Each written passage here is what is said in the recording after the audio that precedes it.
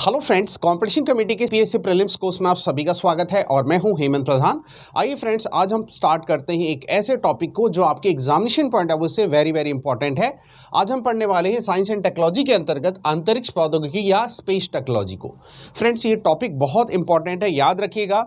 आज के टॉपिक में जो हम कवर करने वाले हैं, बहुत सारे कंसेप्चुअल पार्ट को कवर करेंगे, तो ध्यान रखिएगा। ये कंसेप्ट है, बहुत इंपॉर्टेंट होता है, यहाँ से क्वेश्चन पूछे जाते हैं, जिसके अंतर्गत आज हम पढ़ने वाले सबसे पहले उपग्रह की कक्षाएं या ऑर्बिट ऑफ द सैटेलाइट को। उसके बाद हम पढ़ेंगे उपग्रह के प्रकार, टाइप्स ऑफ सैटेलाइट को।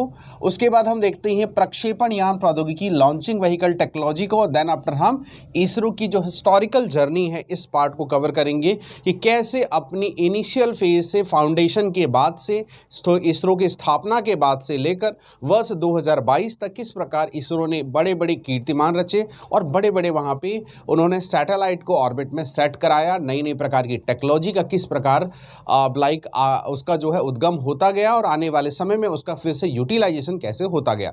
इन सभी महत्वपूर्ण पार्ट को आज के सेशन में कवर करेंगे। तो अब यहाँ पे स्टार्ट करते हैं सबसे पहले ऑर्बिट ऑफ द सैटेलाइट को।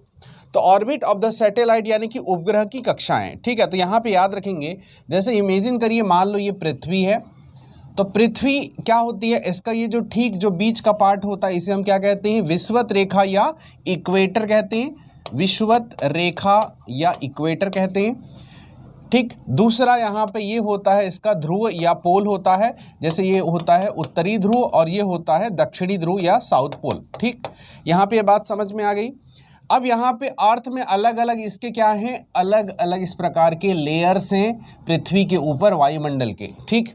जिसमें कि हमको पता है कि इसका अगर क्रम देखा जाए तो TSMTE से याद रख सकते हैं, ठीक है। यहाँ पे देखते हैं TSMT और E हम कहते हैं, ठीक है। ट्रोपोस्फियर यानी क्षोभ मंडल, स्ट्रेटोस्फियर यानी समतापमंडल, मीजोस्फियर यानी मध्यमंडल, थर्मोस्फियर यानी तापमंडल और एक्सोस्फियर यानी बहिर्मंडल। तो एक समय बाद आएगा जब यहाँ पे हम देखते हैं कि अंतरिक्ष का स्टार्टिंग होगा। तो अंतरिक्ष जब बन जाएगा, अंतरिक्ष का मतलब ये है पृथ्वी का जो है वायुमंडल के बाद का जो भाग होगा। तो वायुमंडल से पृथ्वी ये हो गया, तो पृथ्वी के वायुमंडल एक समय बाद खत्म हो जाएगा। उसके बाद हम देखते क्या है कि एक समय आएगा जब यहाँ पे इस प्रकार इसके चारों ओर क्या है, चक्कर लगा सकता है। ये क्या है, आपका अर्थ है, ये अर्थ है, पृथ्वी है, तो इसके चारों इस प्रकार चक्कर लगा सकता है। तो कोई भी उपग्रह जो होता है, जो सैटेलाइट हम पृथ्वी से छोड़ते हैं, यहाँ पे जहाँ पे वो घूमता है, ठीक है, कहाँ से कहाँ घूमता है, वेस्ट टू ईस्ट घूमता है, पश्चिम से पूर्व की ओर घूमता है। याद रखेंगे, पृथ्वी क्या पश्चिम से पूर्व की ओर घूमता है। तो इधर क्या है, इसका पूर्वी भाग हो गया, इधर क्या है, इसका पश्चिमी भाग हो गया। तो कोई उपग्रह जिस कक्षा में वो परिक्रमा करता है, रिवॉल्विंग होता है, तो वह उसका क्या कहलाता है, ऑर्बिट या कक्षक कहलाता है या कक्षा कहलाता है, ठीक है। ऑर्बिट का मतलब समझ में आया कि सैटेलाइट पृथ्वी के ऊपर जिस पथ पर परिक्रमा करता है वह उसका क्या है, ऑर्बिट यानी कि उसका कक्षा हो गया।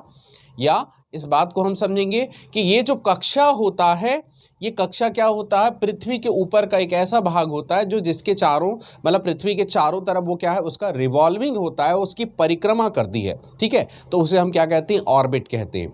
अब ये ऑर्बिट कई टाइप से हो सकते हैं, ये ऑर्बिट कई टाइप से हो सकते हैं। हम ऐसा मान सकते हैं कि पृथ्वी से ऊंचाई के आधार पर ऑर्बिट हम डिवाइड कर सकते हैं, विभाजित कर सकते हैं।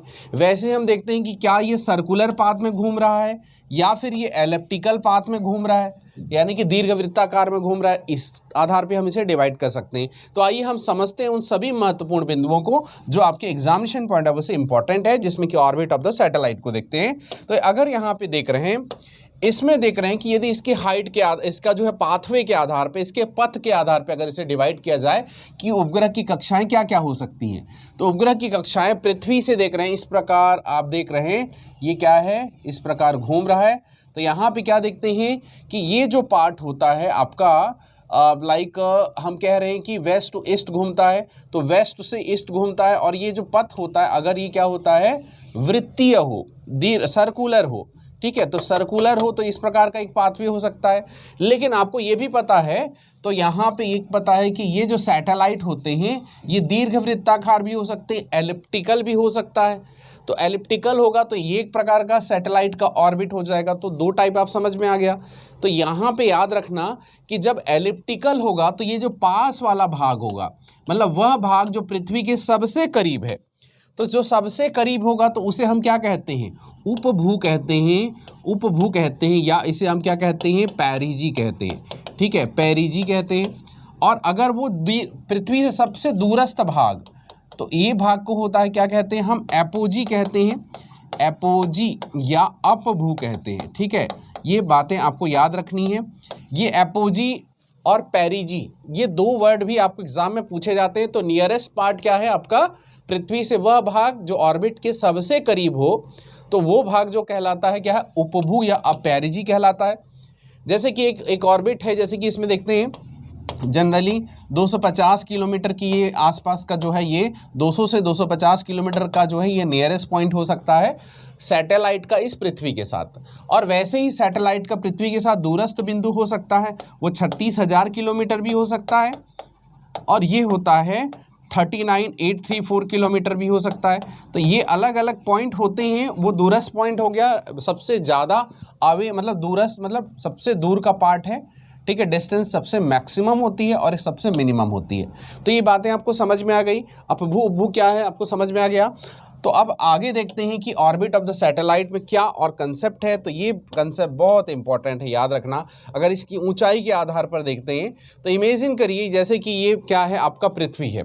ये जो पृथ्वी आप देख रहे हैं, इस पृथ्वी का सबसे नियरेस्ट पॉइंट होगा, मतलब वह पाथवे जो इसके क्या है, सबसे करीब या सबसे पास वाला भाग होगा ऊंचाई के आधार पर, तो उसे क्या कहते हैं, लो अर्थ ऑर्बिट कहते हैं, लो अर्थ ऑर्बिट कहते हैं। ये ऑर्बिट अलग, इसकी हाइट कुछ अलग होती है, अलग अलग स्रोतों में अलग अलग दिखता है। तो फिलहाल आप 200 से लेके 1000 किलोमीटर आप मान लीजिए। ठीक है, तो अब ये बात याद रखिएगा जी, लो अर्थ ऑर्बिट की विशेष बात ये होती है, ये सामान्यतः कहाँ से गुजरता है, यह जो है गुजरता है अधिकतम तौर पे हम कहते हैं ये गुजरता है ध्रुवों के ऊपर, इसलिए इसे हम पोलर ऑर्बिट भी कह देते हैं। पोलर ऑर्बिट या ध्रुवी कक्षा भी कह देते हैं।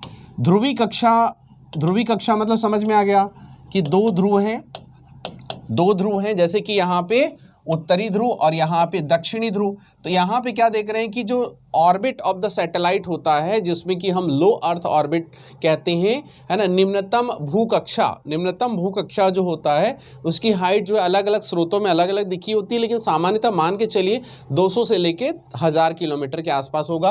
कुछ में 200 से 2000 किलोमीटर भी देगा, तो आप घबराइएगा बिल्कुल मत कि इस अलग अलग सोर्सेस में आपको ये दिखेगा ही डिफरेंस। जब एक साथ जो है निम्न भूकक्षा और मध्य भूकक्षा यानी कि लो अर्थ ऑर्बिट और मीडियम अर्थ ऑर्बिट दिखा जाए, तो सबसे न्यूनतम वैल्यू वाले को आप लो ले लेना, और उसके बाद जस्ट होगा वो क्या है, आपका मीडियम अर्थ ऑर्बिट हो जाएगा। जनरली दोनों एक साथ नहीं दिए जाते, यदि दिया गया उस केस में आपको मैं सोल्यूशन बताया कि दोनों में सबसे लोएस्ट जो है वो लो अर्थ ऑर्बिट होगा, उसके ऊपर वाला ऑब्वियसली मीडियम अर्थ ऑर्बिट होगा। तो ये जो होगा पहला समझ में आया कि ये लो अर्थ ऑर्बिट का 200 से लेके 1000 किलोमीटर ले लो। इसे क्या, ये ध्रुवों के ऊपर से गुजरते हैं, इसलिए हम इसे पोलर ऑर्बिट भी कह देते हैं। याद रखना, पोलर ऑर्बिट में जो होता है, जो सैटेलाइट जो है वो घूमता है, वो क्या होता है, सामान्यतः जो होता है वो सर्कुलर पाथवे में घूमता है। ठीक है, वृत्तीय कक्षा में घूमता है। हालांकि ऐसा जरूरी नहीं कि वृत्तीय ही घूमे, लेकिन सामान्यतः यही पूछता है। अब यहाँ पे याद रखेंगे दो फोर्सेस याद होती हैं, एक होता है इनर्शियल फोर्सेस, एक होता है जड़त्वीय बल, और दूसरा होता है ग्रेविटेशनल फोर्सेस, यानी कि हम देखते हैं उसे गुरुत्वाकर्षण बल। तो दूसरा होता है ग्रेविटेशनल फोर्स। ये दोनों एक दूसरे को नलीफाई कर देते हैं, इसीलिए क्या है, वो क्या है, सर्कुलर फॉर्म में इस प्रकार घूमते रहता है। और कहाँ घूमता है, ये यहाँ पे घूमता है अपने जो है ध्रुव के ऊपर। ठीक, तो ध्रुवों के ऊपर इस प्रकार जो घूमता है वो आपका हो गया लो अर्थ ऑर्बिट। आप सभी को क्लियर हो गया। लो अर्थ ऑर्बिट में दो प्रकार, जो ऑर्बिट में जो सैटेलाइट छोड़े जाते हैं उनको थोड़ा ज़्यादा मेहनत करना पड़ता है, क्योंकि यहाँ पे दो फोर्सेस हैं। ठीक, आपको ये पता है कि नहीं कि कौन से सैटेलाइट को, जब किसी सैटेलाइट को ऑर्बिट में छोड़ते हैं या पृथ्वी के ऊपर छोड़ते हैं, तो ऐसी कौन सी कंडीशन होती है। तो याद रखना 3 महत्वपूर्ण कंडीशन, मतलब 3 इंपॉर्टेंट फैक्ट इससे रिलेटेड। सबसे पहला क्या है कि ये जो सैटेलाइट होते हैं वो छोड़े इसलिए जा सकते हैं क्योंकि ये न्यूटन के थर्ड लॉ ठीक है, थर्ड लॉ के कारण जो है प्रत्येक क्रिया की बराबर और विपरीत प्रतिक्रिया होती है, हर एक्शन का रिएक्शन होता है। तो जब सैटेलाइट को ज़मीन से छोड़ा जाता है तो न्यूटन के थर्ड लॉ और दूसरा क्या है ना, लॉ ऑफ मोमेंटम यानी संवेग संरक्षण का नियम यहाँ पे लागू होता है, संवेग संरक्षण का नियम लागू होता है।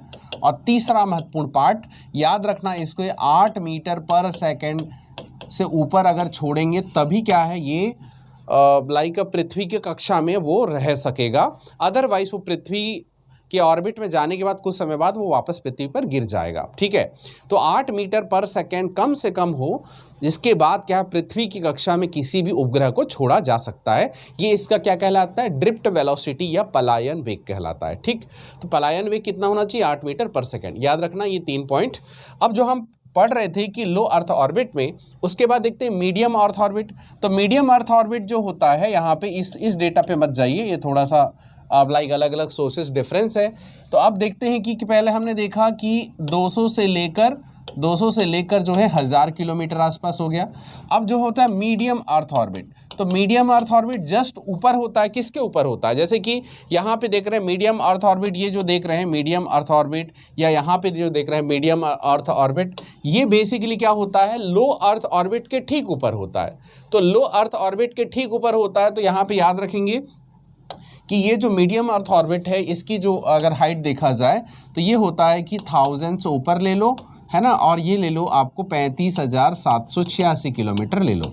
ठीक है, और इसका भी अगर एवरेज देखा जाए, मोटा मोटा अगर देखा जाए, तो 20,200 किलोमीटर के आसपास जो होती हैं, ये ज़्यादातर मीडियम अर्थ ऑर्बिट वाले सैटेलाइट छोड़े जाते हैं। ठीक, और याद रखना ये जो मीडियम अर्थ ऑर्बिट है, यहाँ पे इसकी विशेषता भी यही है कि ये 20,200 किलोमीटर मतलब लो से थोड़ा ऊपर, और जो है जो सन सिंक्रोन अभी जो है जियो सिंक्रोनस ऑर्बिट एक देखेंगे, है ना, उससे जस्ट नीचे होता है। तो यहाँ पे जीईओ, ये जो होता है जीईओ, है ना, तो जीईओ से क्या है, वो नीचे होता है ना, यानी जियो स्टेशनरी ऑर्बिट कहते हैं, या जियो सिंक्रोनस ऑर्बिट कहते हैं, या जियो सिंक्रोनस इक्वेटोरियल ऑर्बिट कहते हैं। वो घबराइए मत, अभी ये सब पॉइंट मैं बताने वाला हूँ। तो यहाँ पे उसके नीचे होता है, लो अर्थ ऑर्बिट के ऊपर होता है। ठीक है, यहाँ पे भी देख रहे हैं। ठीक, अब ये पॉइंट आप समझिएगा कि जो ऑर्बिट ऑफ द सैटेलाइट में, मीडियम अर्थ ऑर्बिट में क्या है, यहाँ पे भी क्या होते हैं, कौन कौन से सैटेलाइट छोड़े जा सकते हैं। तो याद रखना, लो अर्थ ऑर्बिट और मीडियम अर्थ ऑर्बिट में हमेशा आप याद रखेंगे, जिसको ज़्यादा फोकस करना है अर्थ पे, पृथ्वी पर, जैसे कि रिमोट सेंसिंग, सुदूर संवेदन वाले उपग्रह, कुछ मेटेरियोलॉजिकल यानी कि मौसम संबंधी वाले जो हैं ऐसे सैटेलाइट छोड़े जा सकते हैं। वैसे ही और सैटेलाइट क्या क्या छोड़े जा सकते हैं, याद रखें, आप लिख लें चाहें तो इसे, तो बड़ा इंपॉर्टेंट है। पहला हमने देखा रिमोट सेंसिंग यानी सुदूर संवेदी वाले, सुदूर संवेदी। वैसे ही आप देखते क्या हैं, दूसरा आप देखते हैं मैपिंग वाले सैटेलाइट, मैपिंग वाले सैटेलाइट।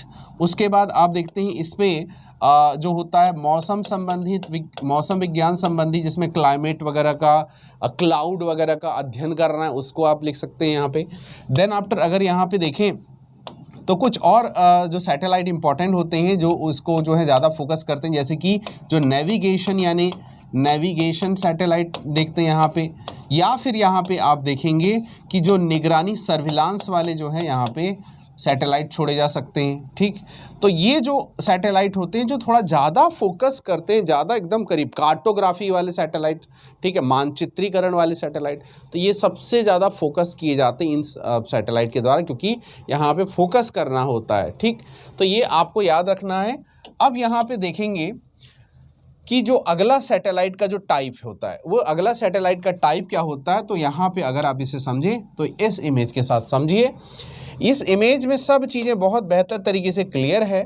जब हम देखते हैं पोलर ऑर्बिट, जैसे हमने देखा कि ये क्या है, पोलर ऑर्बिटिंग सैटेलाइट, तो ये जो आपने देखा ये क्या है, लो अर्थ ऑर्बिट हो सकता है।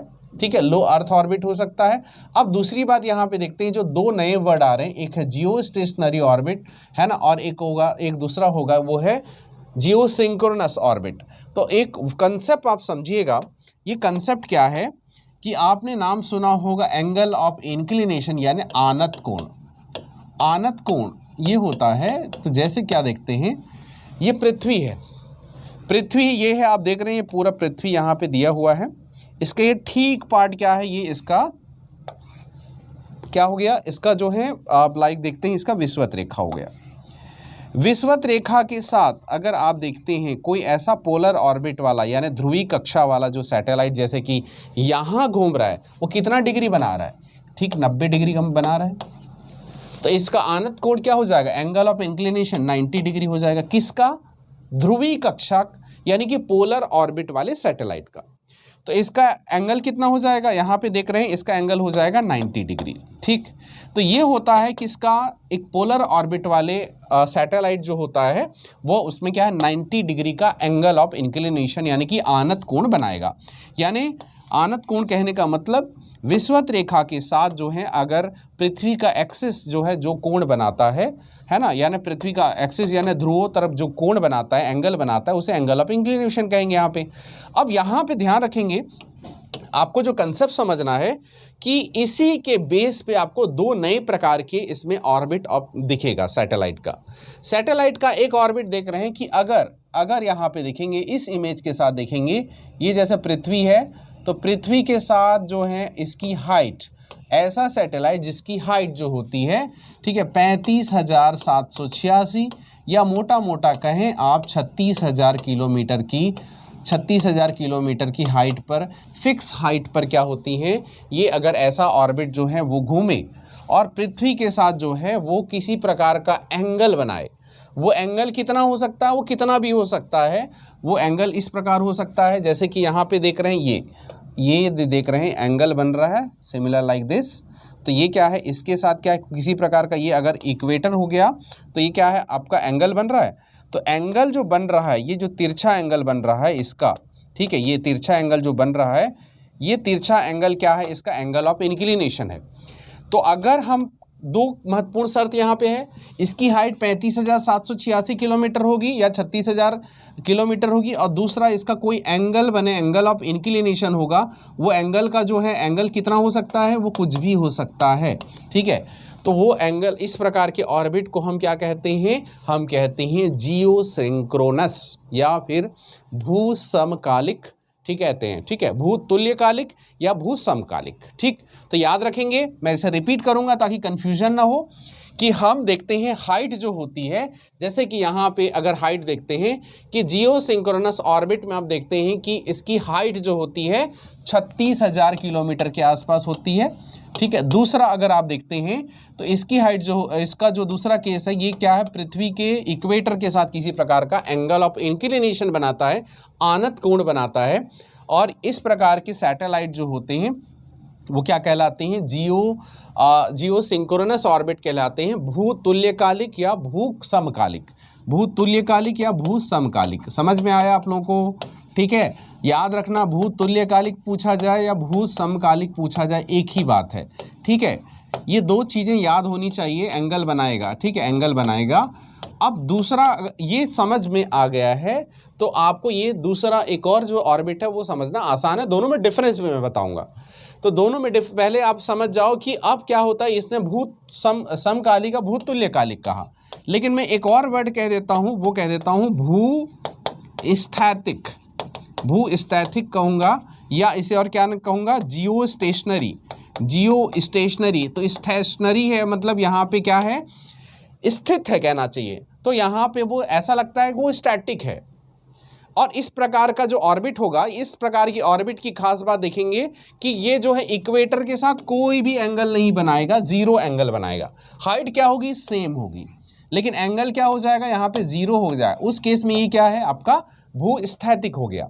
ठीक है, ये बातें समझ में आई। जैसे कि यहाँ जियो स्टेशनरी ऑर्बिट है, ये जियो स्टेशनरी किसी प्रकार का एंगल फॉर्म नहीं कर रहा, ये 3D नहीं है। अदरवाइज आपको ये समझ में आता है कि ठीक विषुवत रेखा के ऊपर से गुजर रही है।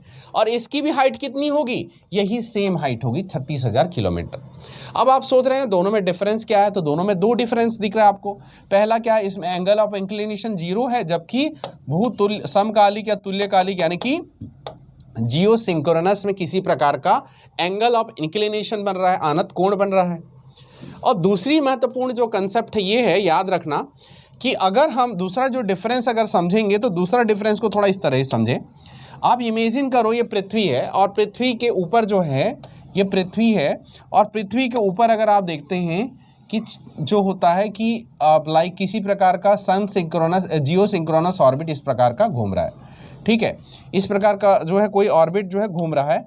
अब यहाँ पे ऐसा आप मान सकते हो कि ये पृथ्वी है और पृथ्वी के ऊपर जो है ये इस प्रकार का जो ऑर्बिट है, इसमें अगर देखते हैं जो सैटेलाइट होते हैं वो सैटेलाइट इस प्रकार के अंग्रेजी के 8 आकार के होते हैं। ठीक, अंग्रेजी इंग्लिश के 8 के शेप पे होते हैं और यहाँ पे जो है वो इस प्रकार ऑर्बिट में चक्कर लगा रहे होते हैं।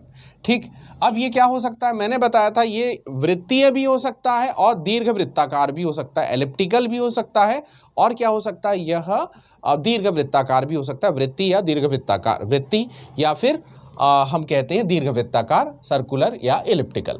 अब यहाँ पे इस बात को समझना है, आपको फोकस करना है कि दोनों में डिफरेंस क्या है। दोनों में डिफरेंस का एक बड़ा इंपॉर्टेंट पॉइंट है, याद रखेंगे।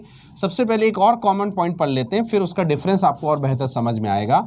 अगर इसका परिक्रमा काल देखेंगे, परिक्रमा यानी कि उसका रिवॉल्विंग पीरियड, तो रिवॉल्विंग पीरियड किसका हम देख रहे हैं कि हमारा जो है जियो सिंक्रोनस यानी भू समकालिक का देख रहे हैं, जियो सिंक्रोनस का देख रहे हैं या जियो लाइक सिंक्रोनस या जियो सिंक्रोनस एंड हम उसे एक भूतुल्यकालिक कह रहे हैं। ठीक, तो भू समकालिक या भूतुल्यकालिक या भू समकालिक का परिक्रमा काल देखते हैं।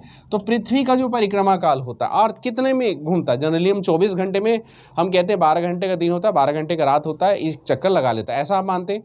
लेकिन वास्तव में एग्जैक्ट फिगर क्या है, 23 घंटा, ठीक है, 56 मिनट और इसके बाद देखते हैं 4 सेकंड। ये किसका होता है, ये इसका परिक्रमा काल होता है पृथ्वी का।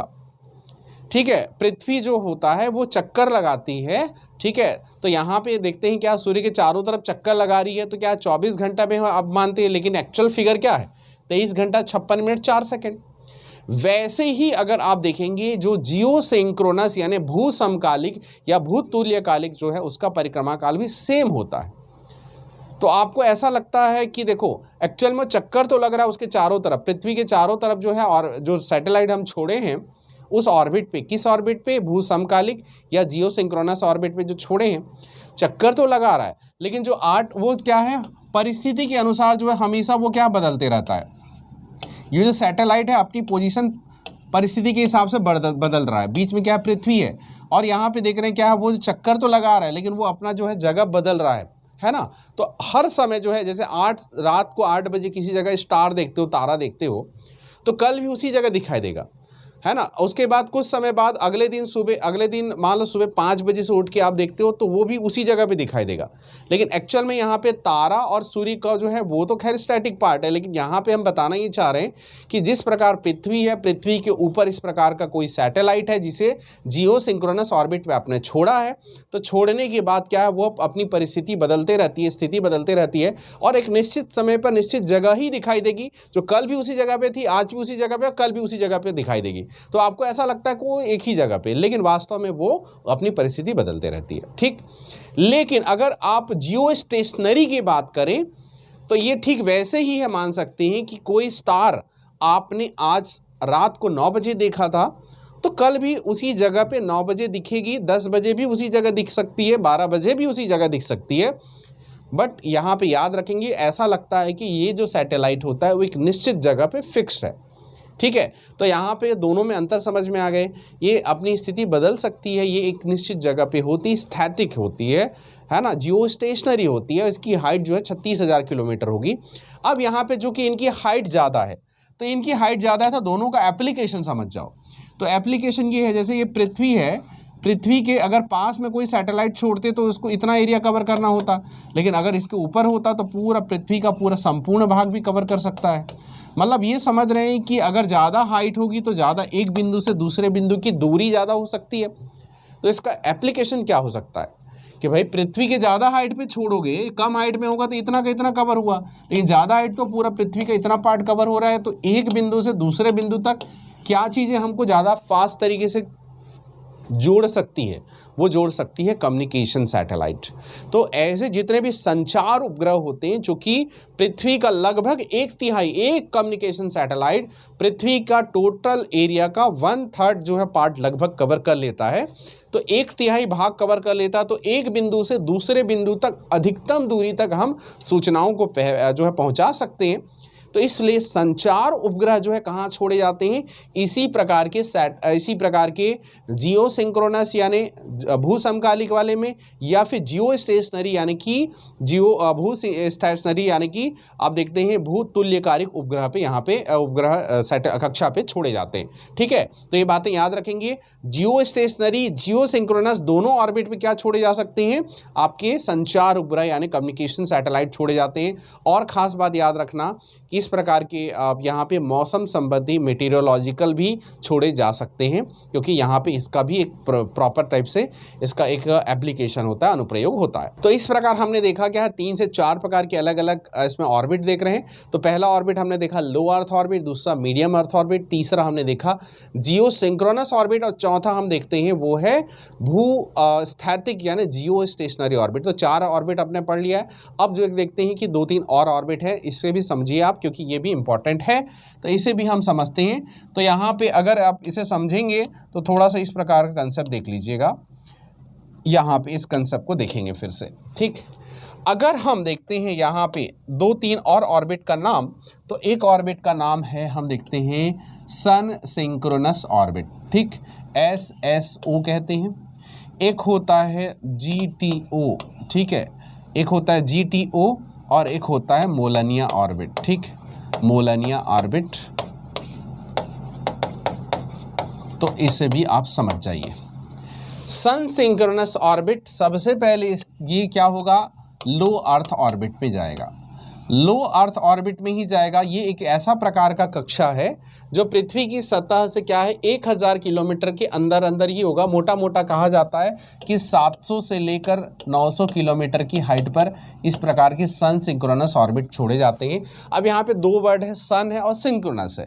ठीक है, सूर्य तुल्यकालिक कक्षा है। तो ध्यान रखिएगा, जैसे कि ये ऑर्बिट है, अगर यहाँ पे देखते हैं ये क्या है, ध्रुव है, उत्तरी ध्रुव, दक्षिणी ध्रुव, तो हम इसे इस प्रकार छोड़ते हैं कि ये जो एंगल जो बनाता है थोड़ा सा कम एंगल बनाएगा, इस प्रकार का एंगल बनाएगा। ये एंगल कितना बनाएगा, 90 से लेकर 105 डिग्री सेल्सियस डिग्री कोण तक अगर होगा, इतना जो है कोण बनाएगा, 90 से 105 अंश बनाएगा। तो यहाँ पे देखो कुल मिला के जा कहाँ रहा है, ध्रुवों के ऊपर से जा रहा है। दूसरा ये थोड़ा सा टिल्ट होगा, थोड़ा सा झुका रहता है, ताकि सूर्य प्रकाश जो है इस पर पड़ सके, और सूर्य प्रकाश पड़ सके उसे क्या है, उसके 2 महत्वपूर्ण जो है, एक होता है दृश्य प्रकाश या विजिबल रेस, और दूसरा होता है दैट इज अवरक्त या इंफ्रारेड। तो ये दोनों किरणों का है यूज़ कर सकेगा, और पृथ्वी पर क्या है, इसकी मैपिंग में काम करेगा, मैपिंग में काम कर सकता है। दूसरा ये क्या है, रिमोट सेंसिंग के पॉइंट ऑफ व्यू से इंपॉर्टेंट हो सकता है ना। तो यहाँ पे इसका जो है 2 प्रकार का रिमोट सेंसिंग होता है, एक्टिव और पैसिव टाइप के रिमोट सेंसिंग। तो यहाँ पे सनलाइट प्रॉपर पड़ रही है, तो इस प्रकार आप देखते क्या है, इसका यूटिलाइजेशन किया जा सकता है। ये कोण कितना बनाएगा, इक्वेटर के साथ, जैसे कि हम देखते हैं कि जो ध्रुवीय कक्षा होते हैं, पोलर ऑर्बिट होते हैं, वो 90 डिग्री बनाते हैं। ठीक है, लेकिन ये क्या बनाएगा, थोड़ा सा उससे कम या ज़्यादा। हम देखते हैं कि यहाँ पे इसका एंगल जो बनता है 90 से लेकर 105 डिग्री तक भी बना देता है। तो इसके बाद जो है यहाँ पे थोड़ा झुक जाएगा, सनलाइट पड़ेगी, उसका यूटिलाइजेशन करेगा दृश्य प्रकाश और अवरक्त प्रकाश का, और ये मैपिंग करेगा, रिमोट सेंसिंग डेटा करेगा, और एक प्रकार की बेहतर प्रकार की यहाँ पे टेक्नोलॉजी यहाँ पे इस कक्षा के कारण जो है आ पाएगा। ठीक, तो ये बातें सभी क्लियर हो गई। अब देखते हैं SSO, सन सिंक्रोनस ऑर्बिट हम देखते हैं। उसके बाद देखते हैं GTO। तो GTO के बाद, तो GTO क्या है अभी हम इसे समझते हैं, है ना। GTO का इसका फुल फॉर्म आप लिखिएगा, इसको हम कहते हैं जियो सिंक्रोनस ट्रांसफर ऑर्बिट। तो जियो सिंक्रोनस ट्रांसफर ऑर्बिट जो होते हैं, यहाँ पे क्या होते हैं, भूतुल्यकारक जो है स्थानांतरण कक्षा। ठीक, इसमें क्या होता है कि इसकी हाइट जो होती है, ये होती है जियो सिंक्रोनस से और जियो स्टेशनरी ऑर्बिट से कम होती है, लेकिन यहाँ पे इसका पाथवे क्या हाईली इलिप्टिकल होता है, अति दीर्घ वृत्ताकार होता है। और यहाँ पे क्या है, इसमें जो आपने 2 महत्वपूर्ण कंसेप्ट पढ़ा था, एक होता है, हमने ये जो नियरेस्ट पॉइंट को हमने क्या कहा था, इसे कहा था उपभू यानी कि हम कहते हैं पेरिजी। तो ये पेरिजी होता है, और ये क्या है, सबसे दूरस्थ बिंदु ये होता है एपोजी। ठीक है, यानी कि हम इसे कहते हैं अपभू। तो ये अपभू क्या होता है, यहाँ पे ध्यान देंगे कि अपभू का और उपभू का, है ना, यहाँ पे पेरिजी का जो होगा, यहाँ पे हम देते हैं 250 किलोमीटर के आसपास का हो, और यहाँ पे इसे देखते हैं ये होगा कम से कम करीब 36,000 किलोमीटर ही लगभग आप लिख लीजिए।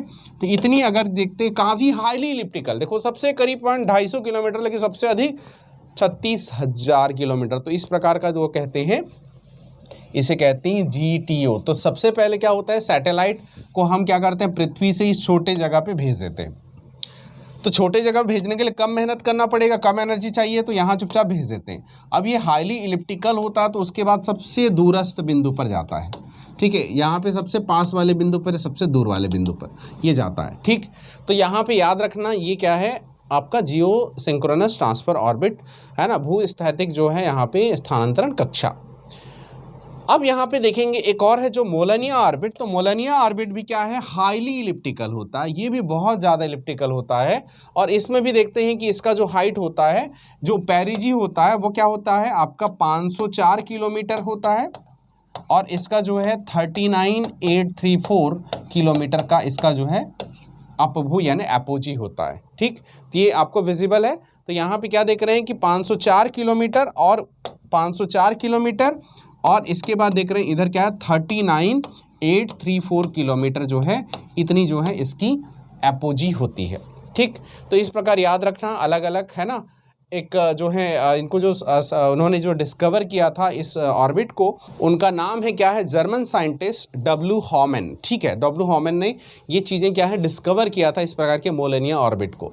तो आई थिंक ये सभी टाइप के ऑर्बिट आपने जो है 4 प्लस ये जो है आपके 7 प्रकार के ऑर्बिट आप पढ़ लिए हैं।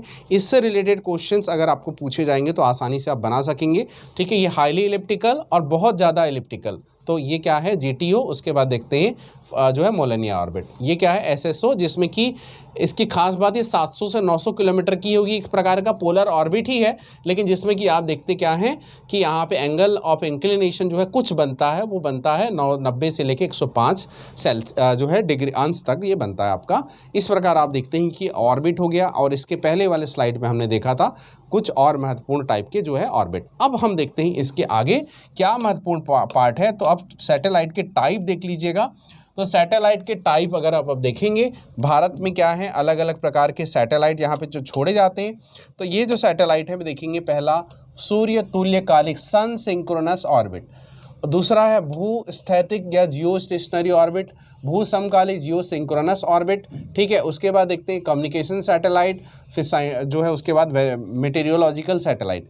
तो यहाँ पे इसके टाइप्स को देखेंगे, सन सिंक्रोनस सैटेलाइट। तो ऐसे ऑर्बिट पृथ्वी की, ऐसे ऑर्बिट या ऐसे प्रकार के सैटेलाइट ये पृथ्वी है।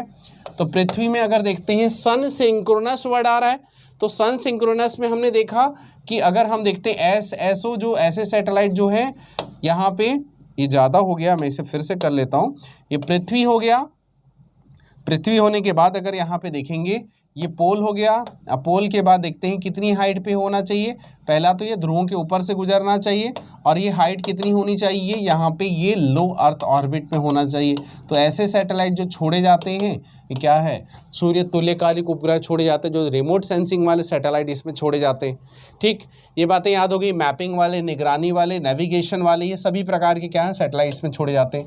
उसके बाद देखो जियो स्टेशनरी और सैटेलाइट, ऐसे उपग्रह जो पृथ्वी के क्या है, ये पृथ्वी है, ये इक्वेटर है, तो इसके क्या है कहाँ पे छोड़े जाते हैं, इसके जो है 36,000 किलोमीटर की फिक्स हाइट पर अगर छोड़े जाएंगे और पृथ्वी के साथ एंगल ऑफ इंक्लिनेशन 0 हो, यानी कि इसके विषुवत रेखा साथ इक्वेटर के साथ, तो ऐसे प्रकार के सैटेलाइट इस ऑर्बिट में छोड़े जाते हैं। उसे हम क्या कहते हैं, भू स्थिर उपग्रह, जियो स्टेशनरी उपग्रह। इसमें क्या क्या छोड़े जा सकते हैं, संचार उपग्रह, इनसेट सैटेलाइट वगैरह छोड़े जा सकते हैं, मौसम उपग्रह जो है छोड़े जा सकते हैं। समझ में आया आप लोगों को। इसके बाद देखते हैं भू समकालिक या जियो सिंक्रोनस ऑर्बिट। तो जियो सिंक्रोनस में भी इन दोनों ही प्रकार के सैटेलाइट छोड़े जा सकते हैं, लेकिन एंगल ऑफ इंक्लिनेशन इसमें क्या होगा, इसी प्रकार का। इस प्रकार याद आ रहा है कि हम देखते हैं कि इसकी हाइट भी क्या होगी, 36,000 किलोमीटर ही होगी, 36,000 किलोमीटर ही होगी। लेकिन हम देखते हैं ये विषुवत रेखा के साथ किसी प्रकार का इस प्रकार का एंगल बनाएगा। तो ये एंगल बनाने के कारण जो है इसे हम क्या कहते हैं, जियो सिंक्रोनस, भू समकालिक भी कहते हैं, भू तुल्यकालिक भी कहते हैं, ठीक। अब संचार उपग्रह क्या हो सकते हैं, जिसमें सेट जुड़ा होगा, ठीक है। जैसे कि इनसेट क्या है, इंफॉर्मेशन सैटेलाइट, ठीक है, GSAT जियो स्टेशनरी सैटेलाइट।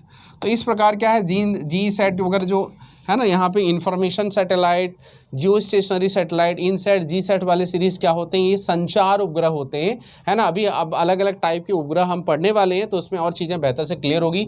वैसे ही वैज्ञानिक उपग्रह किसी विशेष उद्देश्य को लेकर छोड़ा गया, है ना, जो है साइंटिफिक टाइप के जो हैं सैटेलाइट कहलाते हैं। तो जो जैसे कि आप देखते हैं कलाम सैट जो एजुकेशनल सैटेलाइट था, वैसे ही देखते हैं कल्पना सेट, वो भी क्या है, एक एजुकेशनल सैटेलाइट और वैज्ञानिक सैटेलाइट था, वो विशेष उद्देश्य को लेकर छोड़ा जा सकता है।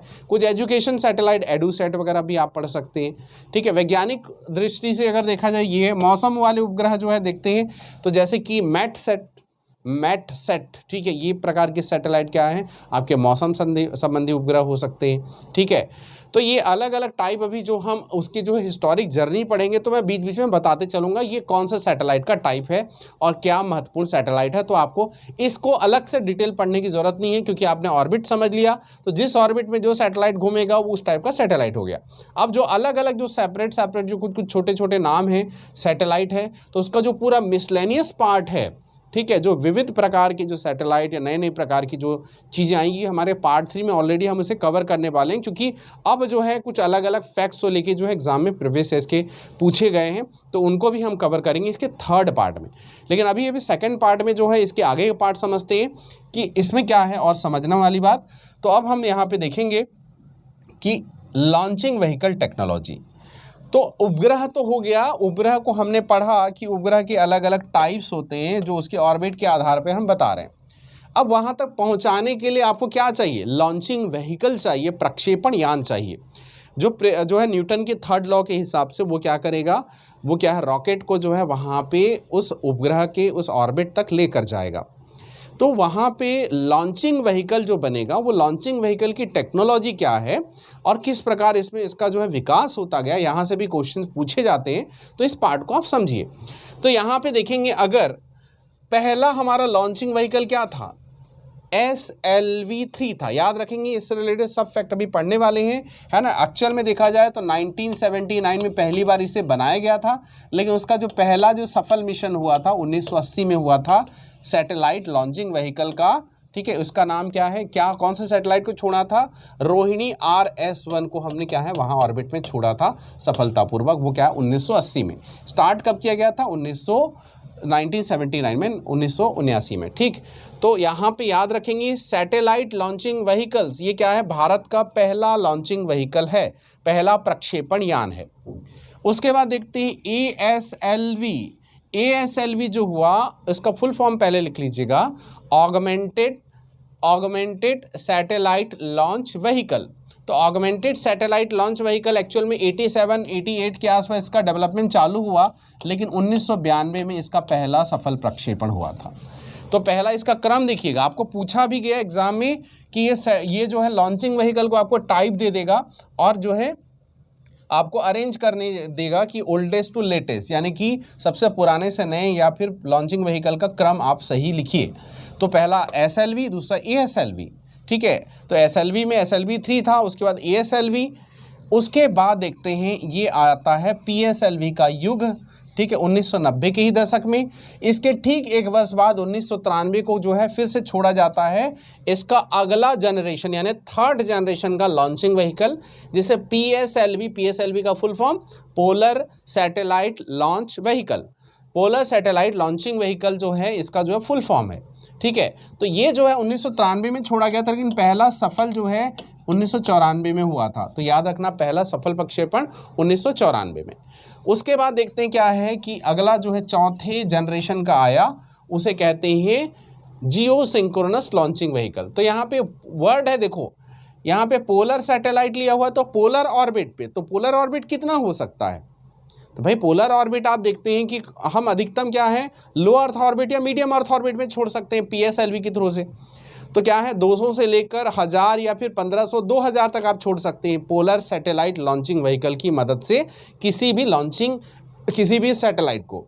तो अब क्या करेंगे, जब हमको जो है 36,000 किलोमीटर की हाइट पर अगर चीज़ें छोड़नी हो, तो देखो पोलर सैटेलाइट में हम क्या देख रहे हैं, अधिक से अधिक 20,000 किलोमीटर की हाइट पर छोड़ सकते हैं, लेकिन आप अगर GSLV की मदद से क्या है 36,000 किलोमीटर की हाइट पर छोड़ना है तो पृथ्वी की सतह से काफ़ी ज़्यादा ऊपर। तो काफ़ी ज़्यादा ऊपर के लिए आपको ज़्यादा पावरफुल वाले क्या है लॉन्चिंग व्हीकल चाहिए। अब ज़्यादा पावरफुल लॉन्चिंग व्हीकल के लिए आपको ऐसी टेक्नोलॉजी चाहिए जो ज़्यादा हाइट पर इसे क्या ऑर्बिट में सेट कर सके। और याद रखना 8 मीटर पर सेकंड जो है मिनिमम इसका क्या है, इसका जो है वेलोसिटी होना चाहिए पृथ्वी से जब ऊपर जाएगा तो तभी वो ऑर्बिट वहाँ पे सेट हो पाएगा, नहीं तो पृथ्वी पे वापस गिर जाएगा। तो हमको पावरफुल इंजन चाहिए, पावरफुल टेक्नोलॉजी चाहिए। तो वहाँ पे याद रखना GSLV आता है वर्ष 2001 के युग में, 2001 के समय में आता है, ठीक है। और ये जो लॉन्च किया जाता है, ये जो GSLV वाले सैटेलाइट जो लॉन्च किए जाते हैं, ये सैटेलाइट जो होते हैं इसमें वर्ड एक होता है, उसका नाम है, वो होता है क्रायोजेनिक इंजन। क्रायोजेनिक इंजन, अभी सभी पार्ट को पढ़ने वाले हैं, डोंट वरी। तो ये क्रायोजेनिक इंजन जो है लगाया जाता है। एक्चुअल में GSLV आएगा, फिर GSLV Mark 2 आएगा, फिर अभी लेटेस्ट देखते हैं GSLV Mark 3 चल रहा है, जो कई टन्स 10,000 टन के सैटेलाइट को भी छोड़ने में सक्षम है। ये हमारा जो है भारत का सबसे पावरफुल लॉन्चिंग व्हीकल है GSLV Mark 3, ठीक है। तो ये क्या है, याद रखना कि इसका जो है अभी इसी के कारण जो है हम भारत जो है बड़ी बड़ी जो है यात्राएं कर पा रहे हैं अंतरिक्ष के सेक्टर में।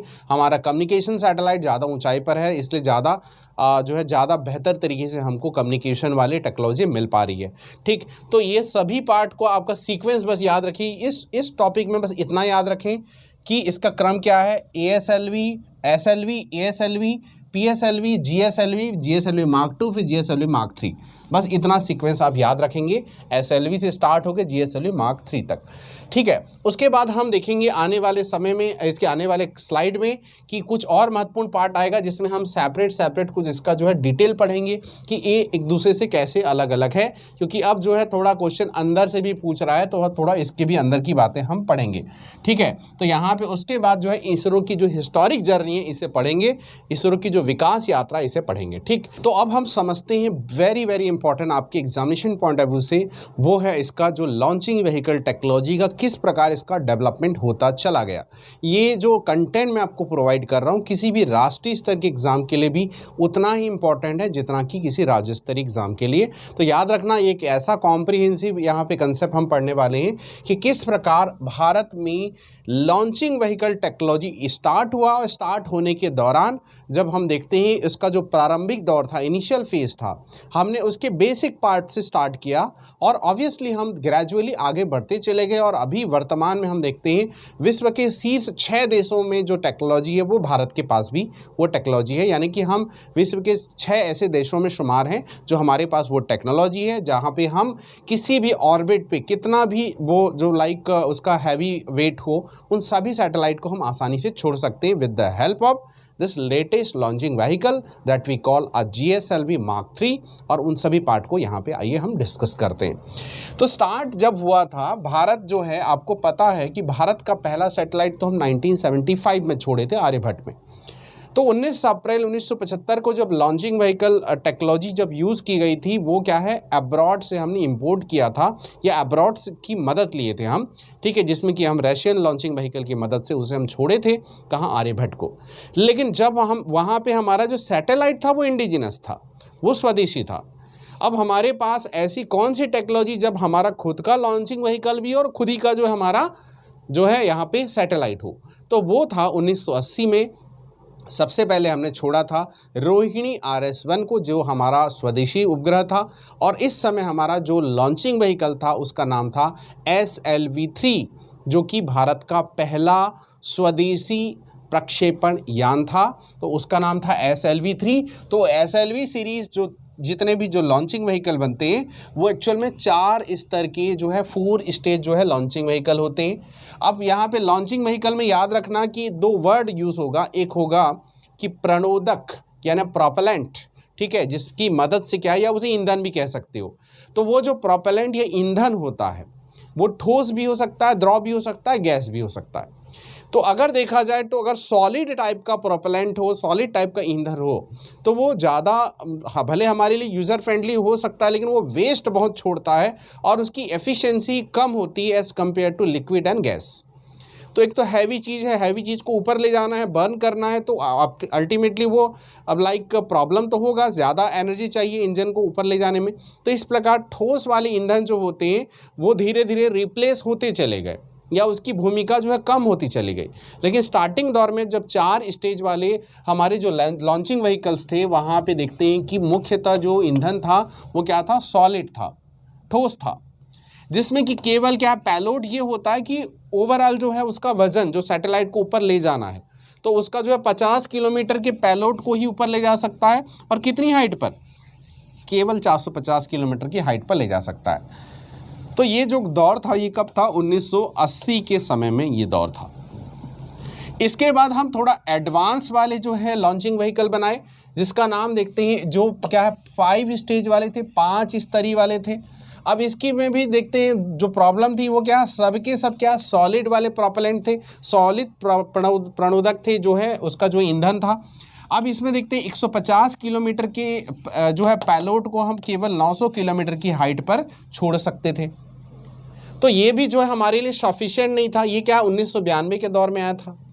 अब उसके बाद जो एडवांस वाला जो है हमारे पास जो नया लॉन्चिंग व्हीकल बना, और पूरे 90 के दशक से लेकर अभी तक टोटल अगर हम देखेंगे तो 54 सैटेलाइट हमारे लॉन्च किए जा चुके हैं। 54 सफल मिशन में 52 इसकी एक्यूरेसी है, ठीक है, सॉरी 58 में 54 इसकी एक्यूरेसी है। 58 टोटल जो है यहाँ पे लॉन्च किए गए हैं, जिसमें कि 54 इसके क्या है सक्सेसफुल मिशन है।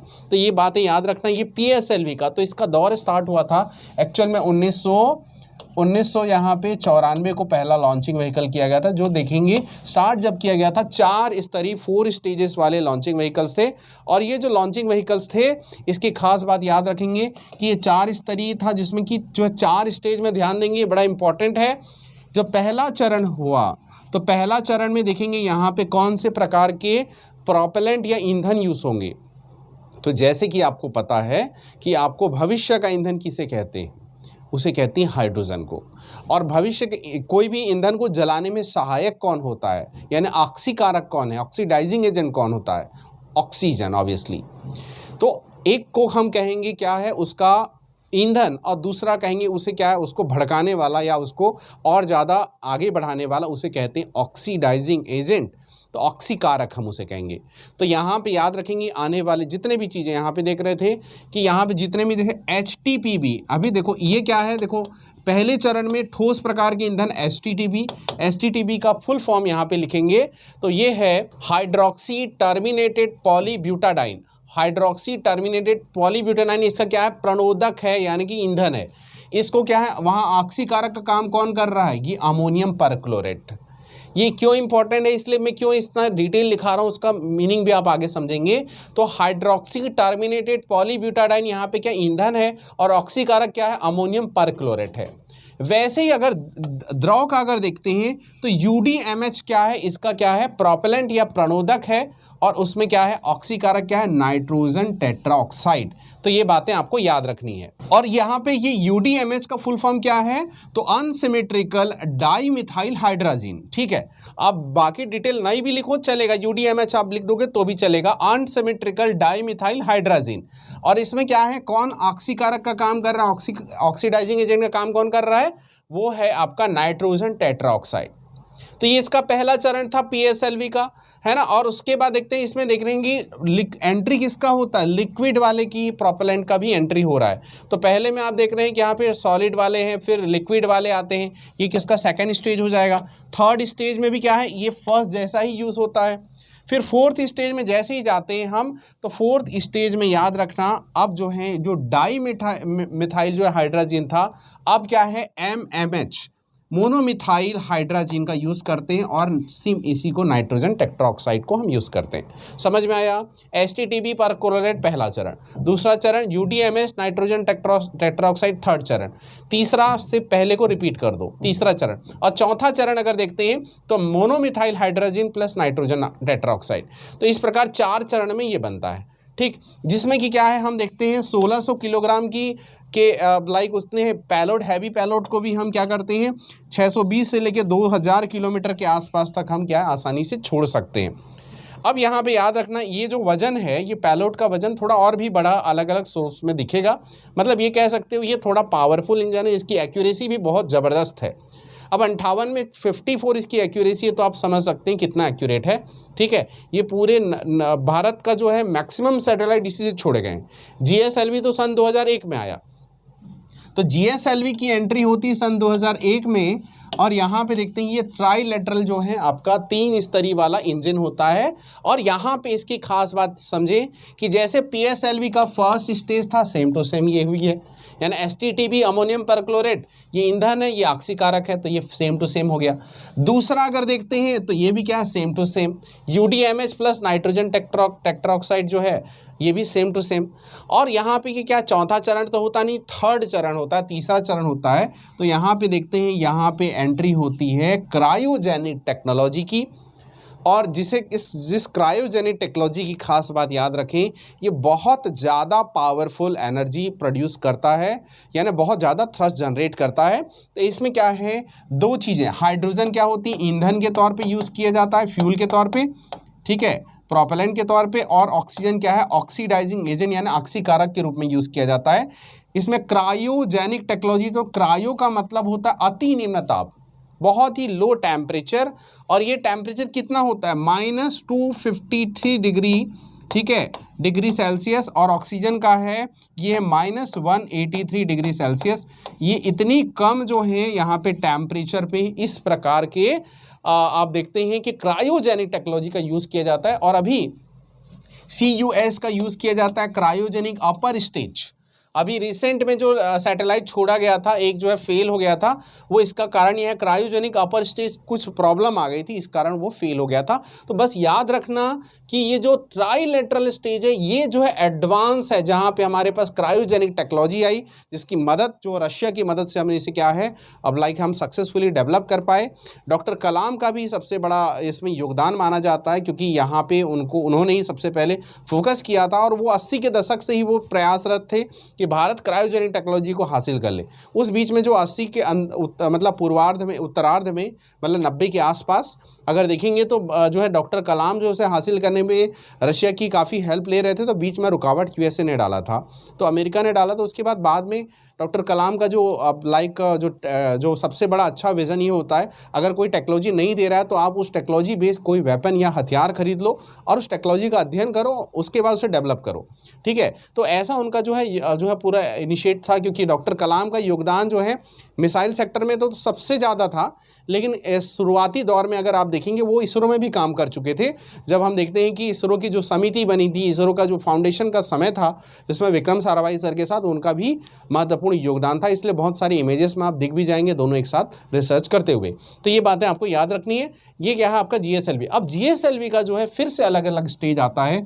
GSLV Mark 2 आता है, GSLV Mark 3 आता है, ठीक है। तो Mark 2 Mark 3, तो Mark 3 अभी चल रहा है और उसके पहले का Mark 2 है। तो जैसे अलग अलग अभी सैटेलाइट लॉन्च करेंगे, जिसमें कि डिफरेंट टाइप के हिस्टोरिक जर्नी ऑफ इसरो जो है पढ़ेंगे, तो उसमें वो सभी की एंट्री अभी आपको दिख जाएगी।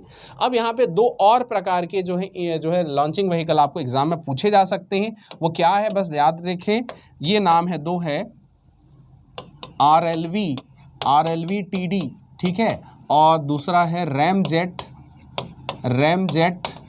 स्क्रैमजेट। इस प्रकार की ये क्या टेक्नोलॉजी है आपको पूछा जाए तो RLV-TD ये हुआ है कि देखो ये जो रैमजेट स्क्रैमजेट और ये सब का क्या है परीक्षण 2016 में हम सक्सेसफुली कर चुके हैं। रीयूजेबल लॉन्चिंग व्हीकल, जैसे कि हम सैटेलाइट को छोड़ते हैं तो सैटेलाइट छोड़ने में क्या है प्रक्षेपण यान की मदद ज़रूरत पड़ती है, और फिर ऊपर जाता है वो डिस्ट्रॉय हो जाता है, और उससे क्या है उपग्रह हट जाएगा, डिटैच हो जाएगा, अलग हो जाएगा और अपने ऑर्बिट में घूमने लगेगा। अब बाकी चीज़ें डिस्ट्रॉय हो गई, कचरा बन गया अंतरिक्ष का। तो ये जो है फ्यूचर में ऐसा टेक्नोलॉजी आने वाला है जिसका परीक्षण भारत के द्वारा भी किया जा चुका है, उसका नाम है RLV-TD यूजेबल लॉन्चिंग व्हीकल, ठीक है, जो आपका टेक्नोलॉजी ड्रिवन होगा। तो वो क्या है बेसिकली एक बार हम सैटेलाइट छोड़ेंगे, वो लॉन्चिंग व्हीकल का फिर से हम यूज़ कर पाएंगे। वो फिर से क्या है वो वापस में, जैसे कि पृथ्वी में क्या है किसी लाइक अर्थ में देखते हैं किसी प्रकार का एरोप्लेन का लैंडिंग होता है, तो इस प्रकार सैटेलाइट भी छोड़े जाएंगे, लॉन्चिंग व्हीकल वहाँ छोड़ के आ जाएगा और घूम फिर के वापस में पृथ्वी में लैंड करेगा। और लैंड करने के बाद अगला जो है फिर से उसी लॉन्चिंग व्हीकल की मदद से क्या है हम नया प्रकार का सैटेलाइट छोड़ सकेंगे। तो रीयूसेबल लॉन्चिंग व्हीकल आप समझ रहे हैं, तो इसका मतलब है RLV। तो ये भारत का या आने वाले समय में ये नई प्रकार की ये टेक्नोलॉजी जो है वो यूज़ की जाने लगेगी, है ना। ये याद रखेंगे। स्क्रैमजेट और रैमजेट जो है एक विशेष प्रकार के इंजन्स होते हैं, ठीक है। वो इंजन्स का जो है उतना डिटेल में आपको जानने की ज़रूरत नहीं है, बस याद रखना इसमें क्या होता है कि ये जो इंजन है ये लेटेस्ट इंजन्स हैं। तो यहाँ पे हम इसी डिफेंस टेक्नोलॉजी में अलग से इस इंजन्स के बारे में थोड़ा डिस्कशन किए हैं, तो अकॉर्डिंगली उसे भी गो थ्रू जरूर करिएगा, ठीक है। बस याद रखेंगे ये लेटेस्ट इंजन्स हैं जिसकी मदद से क्या है सैटेलाइट छोड़े जाएंगे। अब यहाँ पे देखते हैं क्या है कि आगे हम इसरो की हिस्टोरिक जर्नी को पढ़ते हैं। तो इसरो की हिस्टोरिक जर्नी को पढ़ने के लिए आपको याद रखना होगा वही रूट या बेसिक से स्टार्ट करें जहाँ से हमारी जर्नी स्टार्ट हुई थी। तो जैसे कि आपको पता है सबसे पहले जब इसरो का गठन किया जाना था तो उसके शुरुआती दौर में क्या महत्वपूर्ण घटनाएं हुई थी। तो Indian national committee for space research, भारतीय राष्ट्रीय अंतरिक्ष अनुसंधान समिति का गठन सबसे पहले 1962 में हुआ था और यहीं से हमारी भारत में अंतरिक्ष के क्षेत्र में हमने पहला कदम रखा था। तो याद रखेंगे क्या है 1962 में हम Indian national committee for space research doctor Vikram Sarabhai के नेतृत्व में हमने प्रारंभ किया था और इनको क्या कहा जाता है, भारत में अंतरिक्ष कार्यक्रम के जनक या पिता इनको कहा जाता है, फादर ऑफ स्पेस टेक्नोलॉजी। उसी के बाद 1963 में हमने देखा कि भारत का पहला साउंडिंग रॉकेट नाइकी अपाचे जो है हम छोड़े थे, कहाँ से, TERLS से छोड़े थे, TERLS, ठीक है। ये कहाँ पे, थुम्बा, जो कहाँ पे, केरल के पास में स्थित है, वहाँ से हमने इसे लॉन्च किया था। हम क्या पढ़ रहे हैं, हम ये पढ़ रहे हैं कि भारत में इसरो का जो पहला लॉन्च था से लेकर वर्ष 2022 तक के लॉन्चिंग की पूरी ऐतिहासिक यात्रा पढ़ रहे हैं, जिसमें कि हम ये समझेंगे कि किस प्रकार अलग अलग दशक में बड़े बड़े लॉन्च होते गए और किस प्रकार इसरो जो है बड़े बड़े मील के पत्थर जो है बनाते चला गया और हासिल करता चला गया। उस सभी पार्ट को पढ़ रहे हैं जिसमें कि भारत का पहला जो है अंतरिक्ष के सेक्टर में एक पहला अप्रोच था नाइकी अपाचे के तौर पे 1963 में, जिसका उपयोग क्या है, हम केवल एटमॉस्फेरिक रीजन और भारतीय अंतरिक्ष अनुसंधान की जांच के लिए शुरुआती दौर में हम इसे छोड़े थे। ये क्या है, भारत के अंतरिक्ष कार्यक्रम की शुरुआत थी, फर्स्ट पॉइंट था ये, याद रखेंगे। उसके बाद 1965 में है ना, आप जो है देखते हैं space science and technology centre SSTC की स्थापना हुई, है ना, 1965 को। यहाँ पे क्या है, भारत में अगर इसरो के सेंटर्स अगर देखेंगे जो प्रीवियस सेशन में हमने पढ़ रखा था, तो भारत में अलग अलग जगह जो है इसरो के सेंटर स्थापित होते गए, जिसमें पहला था क्या, Thumba equatorial rocket launching station, ठीक है। वैसे ही देखते हैं SSTC की स्थापना हुई। उसके बाद देखते हैं 1967 में क्या है, सैटेलाइट टेलीकम्युनिकेशन अर्थ स्टेशन की स्थापना हुई, ये इतना इंपॉर्टेंट नहीं है। इसके बाद देखते हैं कि पहला जो है 1968 में गुजरात के अहमदाबाद में प्रायोगिक उपग्रह संचार पृथ्वी स्टेशन का जो है यहाँ पे स्थापित करते हैं। और सबसे वेरी इंपॉर्टेंट इस 60 के दशक का सबसे बड़ा जो है, दो बड़े, देखो मैं यहाँ पे सर्कल करते जा रहा हूँ, वो इम्पॉर्टेंट है। तो नाइकी अपाचे, SSTC, और उसके बाद देखते हैं कि भारतीय अंतरिक्ष अनुसंधान संगठन इसरो का स्थापना फाइनली देखते हैं 15 अगस्त 1969 को यहाँ पे करते हैं, ठीक है। तो ये याद रखेंगे कि ये इस 60 के दशक का महत्वपूर्ण पार्ट है आपके डेवलपमेंटल जर्नी में। इसके बाद देखते हैं, हम आते हैं कि 1970 के दशक में। तो 1970 के दशक में क्या बड़ी घटना हुई थी, आपको याद रखेंगे। 1971 में हम क्या कर सकते हैं कि सतीश धवन स्पेस सेंटर, ठीक है, SDSC सार का SDSC Satish Dhawan space centre का गठन यहाँ पे, इस केंद्र का यहाँ पे इस्टेब्लिशमेंट करते हैं, स्थापना करते हैं। और इम्पॉर्टेंट क्या है, 1972 में फिर आगे बढ़ते हैं तो भारत में अंतरिक्ष विभाग की स्थापना होती है और इसरो को इसके अंतर्गत लाया जाता है। और इसी साल भी भारत में क्या, अंतरिक्ष आयोग का भी गठन होता है। तो यहाँ पे लिख लीजिए कि अंतरिक्ष आयोग, स्पेस कमीशन का भी गठन इसी 1972 में होता है, स्पेस कमीशन का। और भारत का जो पहला सैटेलाइट छोड़ा गया था उसका नाम था आर्यभट्ट, को यहाँ पे छोड़ा गया था अंतरिक्ष में, है ना, वो 1975 में छोड़ा गया था, 19 अप्रैल 1975 को। और यहाँ पे देखते हैं भारत में मील का पत्थर जो है इसे कहा जाता है, क्योंकि ये पूरी तरह से स्वदेशी जो है सैटेलाइट था, जिसमें क्या है हम रशिया की मदद लिए थे उसे सैटेलाइट को लॉन्च करने में। तो याद रखना 1969 में 1969 में इसरो का फाउंडेशन हो गया। फाउंडेशन के बाद देखते हैं उसी समय समकालीन उसी 1972 में देखते हैं 1969 के बाद 1972 में जब देखते हैं कि इसरो विभाग और इसरो क्या है आपका आयोग बन गया, है ना, सॉरी अंतरिक्ष आयोग अंतरिक्ष विभाग बन गया। और ये आयोग जो बने और ये जो विभाग बनते हैं, तो आयोग जो होते हैं वो नीति निर्माता होते हैं और विभाग जो होते हैं उसका क्रियान्वयन या एग्जीक्यूशन करते हैं। तो इस प्रकार भारत अब जो है बहुत तेज़ी से आगे बढ़ना वहीं से स्टार्ट होना प्रारंभ होता है। और पहला हमारे पास एक सिस्टमेटिक तरीके से, जिसमें भारत का इसरो एजेंसी है, भारत के अंतरिक्ष विभाग भी था, भारत का अंतरिक्ष आयोग भी था और भारत का अपना स्वदेशी उपग्रह भी था, लेकिन लॉन्चिंग व्हीकल भारत के पास अभी भी नहीं थी। और इस समय जो है हम रशियन लॉन्चिंग व्हीकल की मदद से हम जो है आर्यभट्ट को छोड़ते हैं, जो पहला लॉन्चिंग व्हीकल, पहला जो हमारा सैटेलाइट था जो स्वदेशी था 19 अप्रैल 1975 को, तो इसे हम छोड़ते हैं। ये बातें सभी क्लियर हो गया। अब इसके बाद देखते हैं कि 1977 में उपग्रह दूरसंचार प्रयोग परियोजना, तो दो महत्वपूर्ण प्रोजेक्ट हमने प्रीवियस सेशन के दौरान डिस्कस किया था, एक है साइट और एक है स्टेप।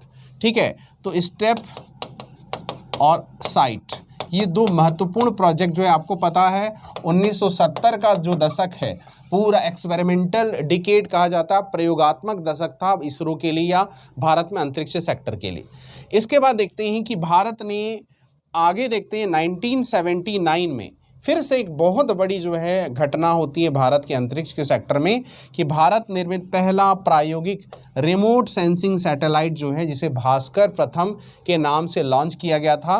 ये भी क्या था, भास्कर प्रथम क्या है, एक एक्सपेरिमेंटल प्रोजेक्ट है, एक्सपेरिमेंटल सैटेलाइट है, कौन सा, रिमोट सेंसिंग। ठीक है, प्रायोगिक रिमोट सेंसिंग था, इसे छोड़ा जाता है।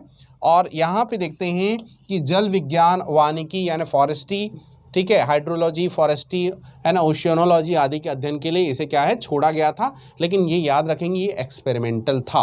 ये बातें सभी क्लियर हो गई। आगे देखें तो आगे अब हम देखते हैं कि आगे 1980 के दशक में क्या होता है। तो 1980 के दशक में याद रखेंगे 1979 में हम पहला जो है SLV-3 जो भारत का पहला लॉन्चिंग व्हीकल है उसे छोड़ते हैं, लेकिन वो क्या है फेल हो जाता है। देन 1980 में भारत का अपना पहला प्रायोगिक उपग्रह वाहन, उसका नाम था यही SLV-3, ठीक है, सैटेलाइट लॉन्चिंग व्हीकल के नाम से छोड़ा जाता है, जो थोड़ी देर पहले हमने उसका डिस्कशन किया था।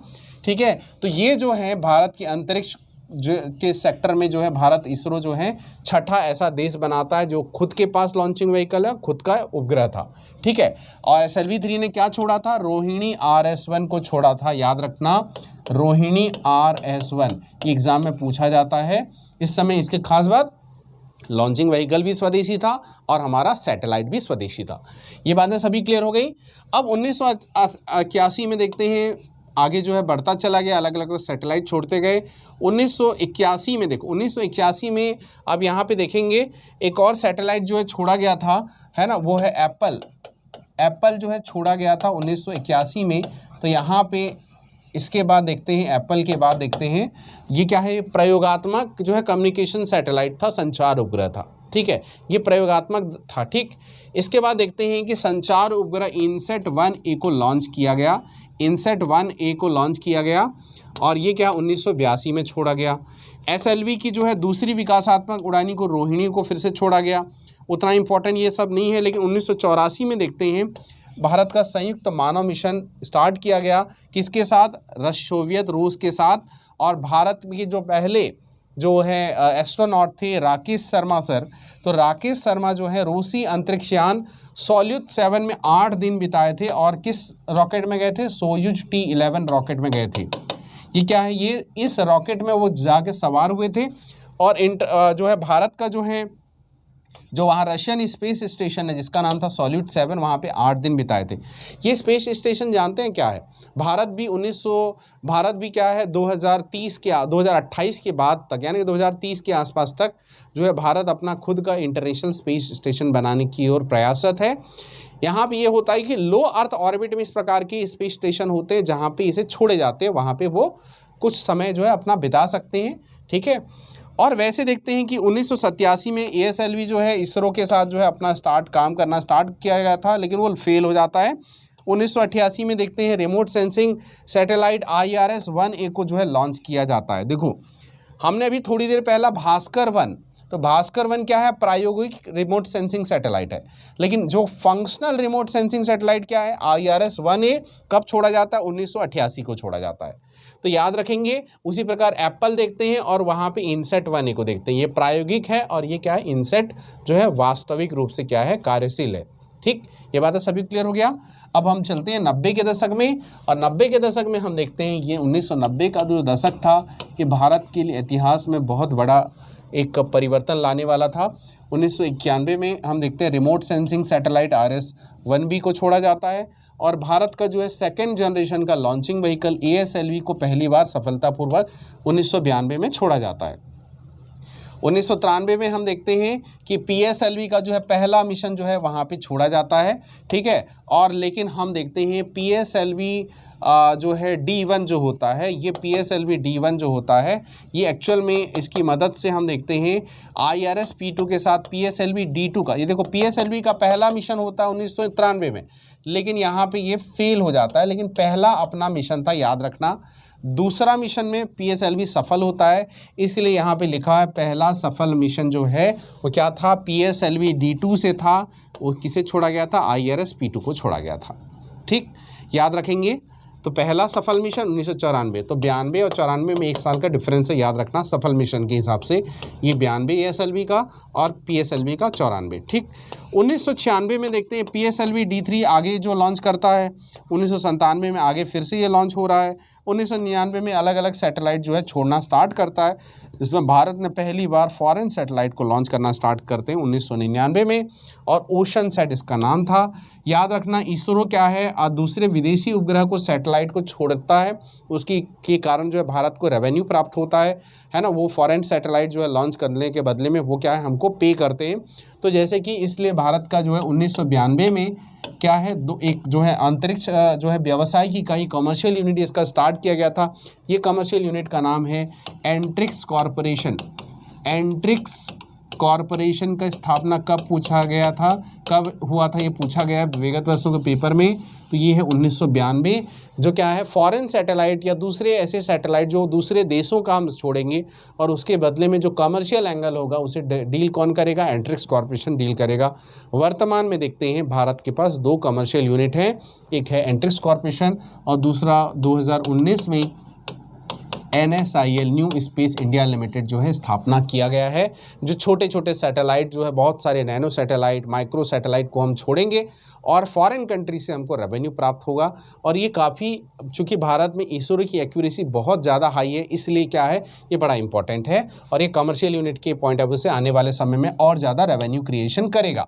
ठीक, वैसे ही देखते हैं कि वर्ष 2001 का दशक 2000 का दशक आता है, जिसमें भारत ने 2001 में GSLV को बना लेता है। मतलब याद आ रहा है?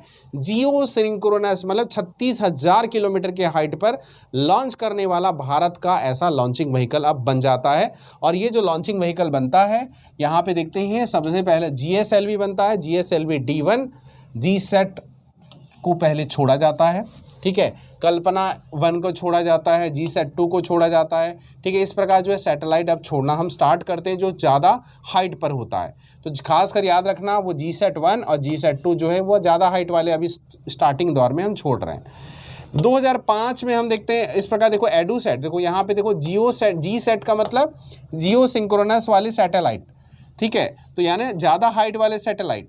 यहाँ पे एडूसैट है, मतलब एजुकेशन पर्पस पे यूज़ किए जाने वाला सैटेलाइट। वैसे PSLV द्वारा कार्टोसैट, तो कार्टोग्राफी या मानचित्रीकरण के लिए छोड़ा गया था। वैसे ही हैमसैट, जो इस प्रकार के सैटेलाइट जो छोड़े जा रहे हैं। उसके बाद देखते क्या है, GSLV का INSAT-4 आदि ये सब छोड़ा गया था। कार्टोसैट का अगला जो जनरेशन छोड़ा गया 2007 में। उसके बाद देखते हैं कि वो ऐतिहासिक वर्ष आता है जो भारत का पहला इंटरप्लैनेटरी जो है, या फिर कह सकते हैं एक ग्रह से दूसरे ग्रह या उपग्रह तक, जो जैसे कि मून तक हम जो है छोड़ते हैं। भारत जो है PSLV C11 की मदद से भारत का चंद्रयान प्रथम, कि इंटरप्लैनेटरी नहीं कह सकते क्योंकि चांद तो प्लैनेट ग्रह है नहीं, है ना, तो यहाँ पे याद रखें इंटरप्लैनेटरी होगा तो भारत जो है जब मंगलयान पे जाएगा वो पहला अंतर्ग्रही अभियान होगा। ये भारत जो है चंद्रयान, जो भारत का पहला इस प्रकार का अभियान था, 2008 में छोड़ा गया।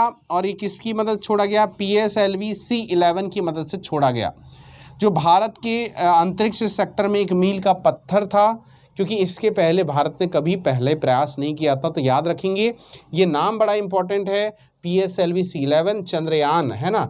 इसमें क्या है, बहुत सारे विदेशी जैसे USA, रशिया वगैरह का भी योगदान था, ठीक है, उनके कुछ का भी टेक्नोलॉजी हेल्प ली गई थी। 2009 में हम देखते हैं कि राडार इमेजिंग सैटेलाइट रीसेट छोड़ा गया।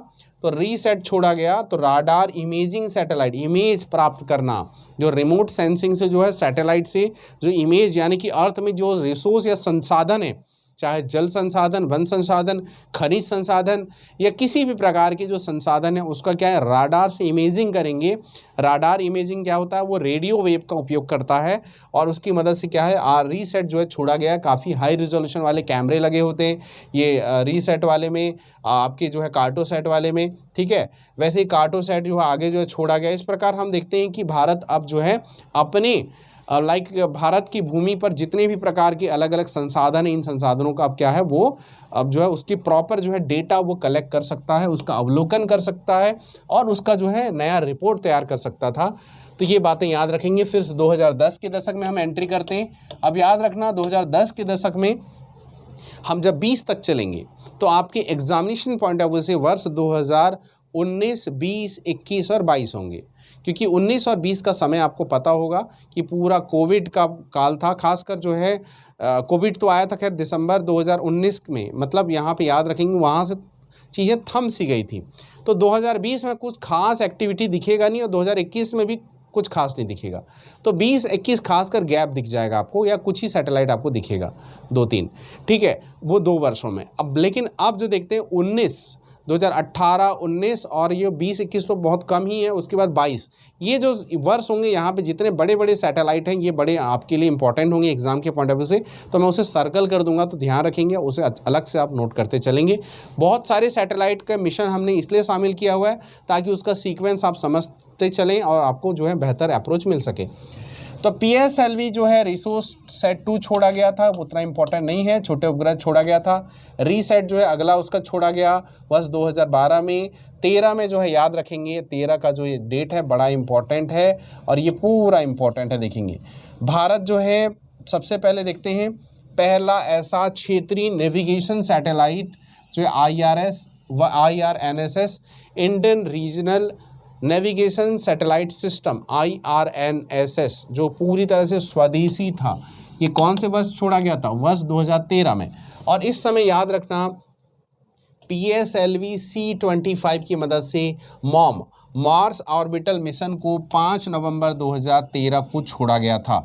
तो ये इंपॉर्टेंट है, ये इंपॉर्टेंट है, ठीक है, ये छोड़ा गया था, याद रखेंगे, ठीक। अब ये जो है 2013 में छोड़ा गया, लेकिन ये पहुंचेगा 2014 में, ठीक। तो 2014 में हम देखते हैं कि ये जो मार्स ऑर्बिटल मिशन छोड़े थे, ये मंगलयान जो है भारत का पहला इंटरप्लैनेटरी मिशन कब था? 2013 में। इसे जो मंगलयान छोड़े थे वो मंगल के ग्रह पर भारत का पहला ऐसा इंटरप्लैनेटरी मिशन था। और ये जो है कब लैंड करता है वहाँ पे देखिए 24 सितंबर 2014 को लैंड करता है। ये एग्ज़ाम में पूछा जा चुका है, इम्पॉर्टेंट है। मंगल की कक्षा में प्रवेश किया था, है ना, मंगल ग्रह है, उसकी चारों तरफ क्या है इस प्रकार चक्कर लगाना स्टार्ट किया था। और अपने पहले ही प्रयास में मंगल की ग्रह पर जाने वाला पहला जो है ऐसा कंट्री बना दुनिया का, याद रखेंगे, ये बड़ा इंपॉर्टेंट नाम है, ठीक है। और वैसे ही देखते हैं 18 सितंबर 2014 को हम देखते हैं GSLV Mark 3 की जो है सबसे भारी उन्नत रॉकेट यान की जो है हम प्रक्षेपण करते हैं। मतलब ये 2014 में हम देखते हैं GSLV Mark 3 क्या है, GSLV Mark 3 जो है अब हम यहाँ पे स्टार्ट कर लेते हैं, ठीक है। 14 के पहले का जो समय था वो GSLV Mark 2 का समय था, ठीक है। और यहाँ पे याद रखेंगे GSLV Mark 3 आया, मतलब भारत का सबसे पावरफुल जो है रॉकेट लॉन्चिंग व्हीकल जो है ये बन गया वर्ष 2014 में। तो याद रखेंगे मंगलयान और ये GSLV Mark 3, ठीक है। बाकी ये सब चीज़ें GSLV D5 वगैरह वो मिसलेनियस पार्ट है, आप लिखना चाहें तो लिख सकते हैं, बट आप इतना तो याद रखें। तो IRS-1A, मंगलयान और GSLV Mark 3 और भारत का जो है दुनिया का पहला देश बना, ये पॉइंट आपको याद रखना है। ये बातें सभी क्लियर हो गई। अब यहाँ पे देखते क्या है कि वर्ष 2015 में, अब थोड़ा ईयर वाइज चल रहे हैं, 14 के बाद जो है 15 में आप देखते हैं क्या ऐसी घटना हुई थी, 16 में क्या घटना हुई थी, 17 में क्या घटना हुई थी, फिर 18, 19 से और ज़्यादा इंपॉर्टेंट हो जाती है। तो यहाँ पे बस इंपॉर्टेंट नाम याद रखेंगे। तो 2015 में क्या है, चौथा नेविगेशन सैटेलाइट बना। नेविगेशन सैटेलाइट समझते, नौवहन, जैसे आपका जो है GPS है, तो GPS क्या है, आपको नेविगेशन बताता है। आप घर से क्या है, कार में किसी जगह जाते हैं या आपके मोबाइल में आप बाइक से जा रहे हैं, तो आप मैपिंग के आपकी जो है नेविगेशन पता चलता है, लेफ्ट जाओ राइट जाओ, और किसी विशेष स्थान का प्रॉपर आपको लोकेशन मिल जाता है। तो वो नेविगेशन सैटेलाइट जो है जितना आप एडवांस होते जाएगा उतनी बेहतर चीज़ें होती चलेंगी। तो याद रखना 2015 में हम देखते हैं कि कुछ खास तो नहीं, लेकिन जो है अलग अलग सैटेलाइट छोड़े गए थे, है ना। PSLV-C30 जो है ये जो है ऑन बोर्ड लॉन्च किया गया था।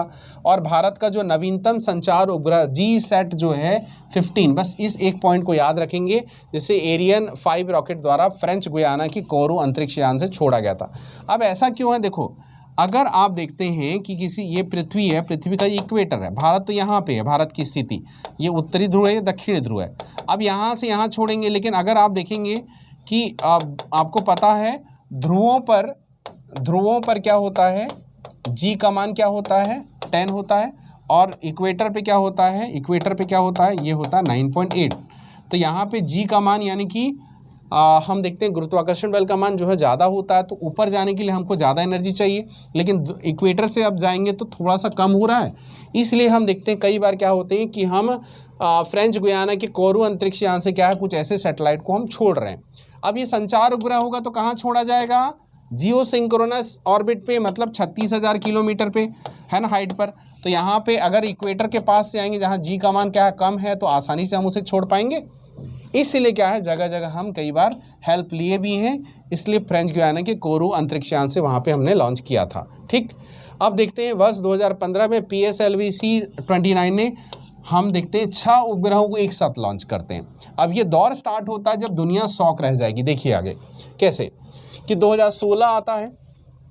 2016 में हम देखते हैं कि जो मैंने बताया था कि अलग अलग प्रकार के जो हैं जो इंजन बनाए गए थे, RLV-TD, रीयूजेबल टेक्नोलॉजी ड्रिवन वाली लॉन्चिंग व्हीकल, है ना। IRS-1, IRS-NSS का और एडवांस वर्जन, भारत का स्क्रैम जेट इंजन भी यही बन गया, ठीक है, जो एयर ब्रीदिंग प्रोपल्सन सिस्टम की प्राप्ति के कारण सफलतापूर्वक बनता है ये। तो ये जो आप देख रहे हैं इंजन बना था 2016 में, याद रखना ये इंपॉर्टेंट है। और यहाँ पे देखते हैं कि भारत में अब GSLV, क्योंकि भारत के पास GSLV Mark 2 बन चुका है, GSLV Mk3 जो है अब क्या है, फंक्शनल हो चुका था। अब क्या है, पावरफुल वाले सभी जो सैटेलाइट जो है, बड़े बड़े इनसेट सैटेलाइट जो कहाँ छोड़े, जियो सिंक्रोनस ऑर्बिट पे छोड़ रहे हैं, ठीक है। तो ऐसे सैटेलाइट को छोड़ने हम स्टार्ट कर देते हैं। कार्टोसैट-2 छोड़ते हैं। ऐसे बड़े बड़े सैटेलाइट अब जो है, ये स्कैटसैट है, रिसोर्ससैट है, रिसोर्ससैट बेसिकली रिसोर्स बेस्ड होगा। तो ऐसे बड़े बड़े सैटेलाइट को हम छोड़ना स्टार्ट करते हैं, जो ज़्यादा हाइट पर भी है, ज़्यादा एडवांस वाले भी हैं। कम्युनिकेशन सैटेलाइट है, मौसम संबंधी सैटेलाइट है। और देखते क्या है, जिसके एक साथ जो है भारत के 20 उपग्रह को हम यहाँ पे छोड़ते हैं। देन आफ्टर हम चलते हैं कि वर्ष 2017, ये ईयर सबसे इम्पॉर्टेंट है 2010 के दशकों में, ठीक है, 17-18, ठीक है। वैसे हम देखेंगे तो 18 से तो हमको ज़्यादा डिटेल पढ़ना, लेकिन 17-18 भी याद रखेंगे। तो यहाँ पे वर्ष 2017 में वो ऐतिहासिक दिन आता है जब पूरी दुनिया शॉक रह जाती है कि दुनिया में ऐसे करने वाले भारत पहला देश है, ऐसा सफलतापूर्वक मिशन हासिल करने वाला। PSLV-C37 के द्वारा भारत में 104 सैटेलाइट को एक साथ क्या हम लॉन्च करते हैं, ठीक है। तो 104 सैटेलाइट को लॉन्च करते हैं, किसकी मदद से, PSLV-C37 की मदद से, जिसमें कार्टोसैट 101 सैटेलाइट प्लस और जो है 3 सैटेलाइट अलग अलग जो है इस प्रकार छोड़े जाते हैं।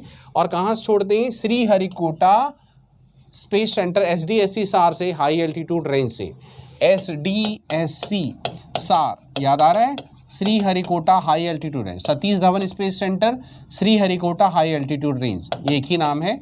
तो वो कहाँ से छोड़ा जाता है, 104 सैटेलाइट को हम छोड़ते हैं। देन आफ्टर यहाँ पे याद, अच्छा इसे जो छोड़ते हैं इसके साथ साथ देखते हैं ये कि अब हुआ है फरवरी 2017 में एक घटना होती है। उसके बाद जो है भारत जो है थोड़ा सा एक कूटनीतिक डिप्लोमेटिक तरीके से क्या है एक नया सैटेलाइट छोड़ता है ना, उसका नाम है सार्क सैटेलाइट। जो जितने भी सार्क मेंबर हैं उन सभी कंट्रीज़ को इसकी सर्विसेज मिलती है। और हम देखते हैं भारत जो है अंतर्राष्ट्रीय संबंध को मजबूत बनाने के लिए दक्षिण एशिया उपग्रह सार्क सैटेलाइट को सफलतापूर्वक 5 मई 2017 को छोड़ता है। तो ये याद रख लेंगे। उसके बाद देखते हैं GSLV की पहली विकासात्मक उड़ान GSLV Mark 3 बना था। यहाँ पे देख रहे हैं कि इसके पहले हमने देखा GSLV Mark 3 का हमने सक्सेसफुली टेस्टिंग किया था, लेकिन उसकी ओरिजिनल पहली जो है विकासात्मक उड़ान कब बनी, 5 जून 2017 को, ठीक है। और यहाँ पे देखते हैं GSAT 19 उपग्रह को हम सफलतापूर्वक छोड़ते हैं, ठीक। वैसे ही हम देखते हैं कि PSLV C-37 ने एक ही सेट में 31 उपग्रह को छोड़ते हैं। तो पूरी दुनिया शॉक इसलिए रह गई थी कि क्या है कुछ सेकेंड्स के अंतराल में हम एक साथ वन बाई वन हम जो है सैटेलाइट को छोड़ते जा रहे हैं। और वो सभी के सभी क्या इतनी एक्यूरेसी थी कि उनके सभी के अपने अपने ऑर्बिट में वो सेट हो जाते हैं। तो इतनी बड़ी उपलब्धि हासिल करने वाला दुनिया का पहला देश है भारत, याद रखेंगे, ठीक। वैसे ही देखते हैं, अब देखते हैं, देखो GSAT जो बन गया, GSAT 19 हो गया, GSAT 11 हो गया। ये जो है इतने जो संचार उपग्रह हैं, है ना, जियो स्टेशनरी वाले जो है संचार उपग्रह, कम्युनिकेशन सैटेलाइट, है ना, ये सब छोड़े जा रहे हैं। कार्टोसैट छोड़े जा रहे हैं जो हमारे हाई रिजोल्यूशन वाले भारत का जो है इमेज देगा, है ना, ये इस प्रकार जो अब छोड़े जा रहे हैं। तो यहाँ पे इसमें याद रखना 104 इंपॉर्टेंट है, ये क्या है सार्क इंपॉर्टेंट है, ये GSLV Mark 3 की पहली विकासात्मक उड़ान इंपॉर्टेंट है, और 31 उपग्रह जो PSLV C-38 से हुआ था। तो ये जो है 2017 इसलिए मैंने बताया था थोड़ा इंपॉर्टेंट है। 2018 में चलें तो 2018 में थोड़ा सा अब डिटेल यहाँ होते चलिएगा, लेकिन यहाँ पे देखेंगे कि इसमें सबसे इम्पॉर्टेंट है दिसंबर 2018 को भारत जो है GSAT 11 छोड़ता है, जो भारत का अब तक का सबसे भारी उपग्रह है, जो फ्रेंच गुयाना से सफलतापूर्वक लॉन्च किया गया था, ठीक। ये याद रखेंगे। IRNS यहाँ पे देखो C-40 PSLV की 40वीं उड़ान, ठीक है, 31 उपग्रह को सफलतापूर्वक लॉन्च किया जाता है। उसके बाद देखते हैं क्या है कि हम जो है IRNSS Indian regional navigation satellite system को छोड़ते हैं। GSAT 11 का लॉन्च जो है प्रारंभ होता है, और नवंबर 2018 को यहाँ पे GSLV Mark 3 D2 ने सफलतापूर्वक GSAT 29 का जो है यहाँ पे सफलतापूर्वक लॉन्च किया जाता है। और ये जो GSAT 11 को है फाइनली दिसंबर 2018 को इसे लॉन्च किया जाता है, ठीक है, याद रखेंगे। तो यहाँ पे ये सब इम्पॉर्टेंट है। देन आफ्टर हम 2019 में चलते हैं। तो 2019 में अगर चले तो PSLV ने माइक्रोसैट R और कलामसैट V2 को सफलतापूर्वक लॉन्च किया। उसके बाद GSAT 31 को जो है भारत का जो एक अगला जनरेशन का क्या है, ज़्यादा हाई फैसिलिटी वाले क्या है, ज़्यादा टेक्नोलॉजी वाले क्या है संचार उपग्रह को हम फिर से छोड़ते हैं 2019 को। उसके बाद देखते हैं जो है 45 में एमीसैट और अन्य उपग्रह को यहाँ पे छोड़ा जाता है, ये उतना इम्पोर्टेंट नहीं है। उसके बाद देखते हैं रीसेट 2B, ये इम्पोर्टेंट है, याद रखना, यहीं से ज़्यादा इम्पोर्टेंट है। 22 मई 2019 के बाद से सभी मिशन को आपको स्टेप बाय स्टेप लर्न करना है, जिसमें कि reset 2B radar imaging satellite 2B को छोड़ते हैं। 22 जुलाई को वो ऐतिहासिक दिन आता है जब हम देखते हैं 2019 को, है ना, चंद्रयान 2 जो है मिशन लॉन्च किया जाता है। तो ये किसकी मदद से, GSLV Mark 3 M1 की मदद से ये क्या है, ये छोड़ा जाता है।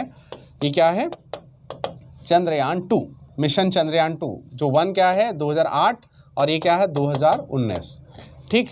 अब यहाँ पे क्या होता है कि जब लॉन्च किया गया था उसके बाद ये जुलाई में लॉन्च किया गया था, तो 7 सितंबर को फिर क्या है 7 सितंबर 2019 को क्या है कि चंद्रमा की ऑर्बिट में वो एंटर करता है, ऑर्बिट में घूमता है, घूमने के बाद जो है जब लैंडिंग करता है तो लैंडिंग के दौरान क्या है, जो लैंडर था उसका नाम था विक्रम, और उसके अंदर जो है जो रोवर था उसका नाम था प्रज्ञान, ठीक है, जो एक क्या है रोबोट था।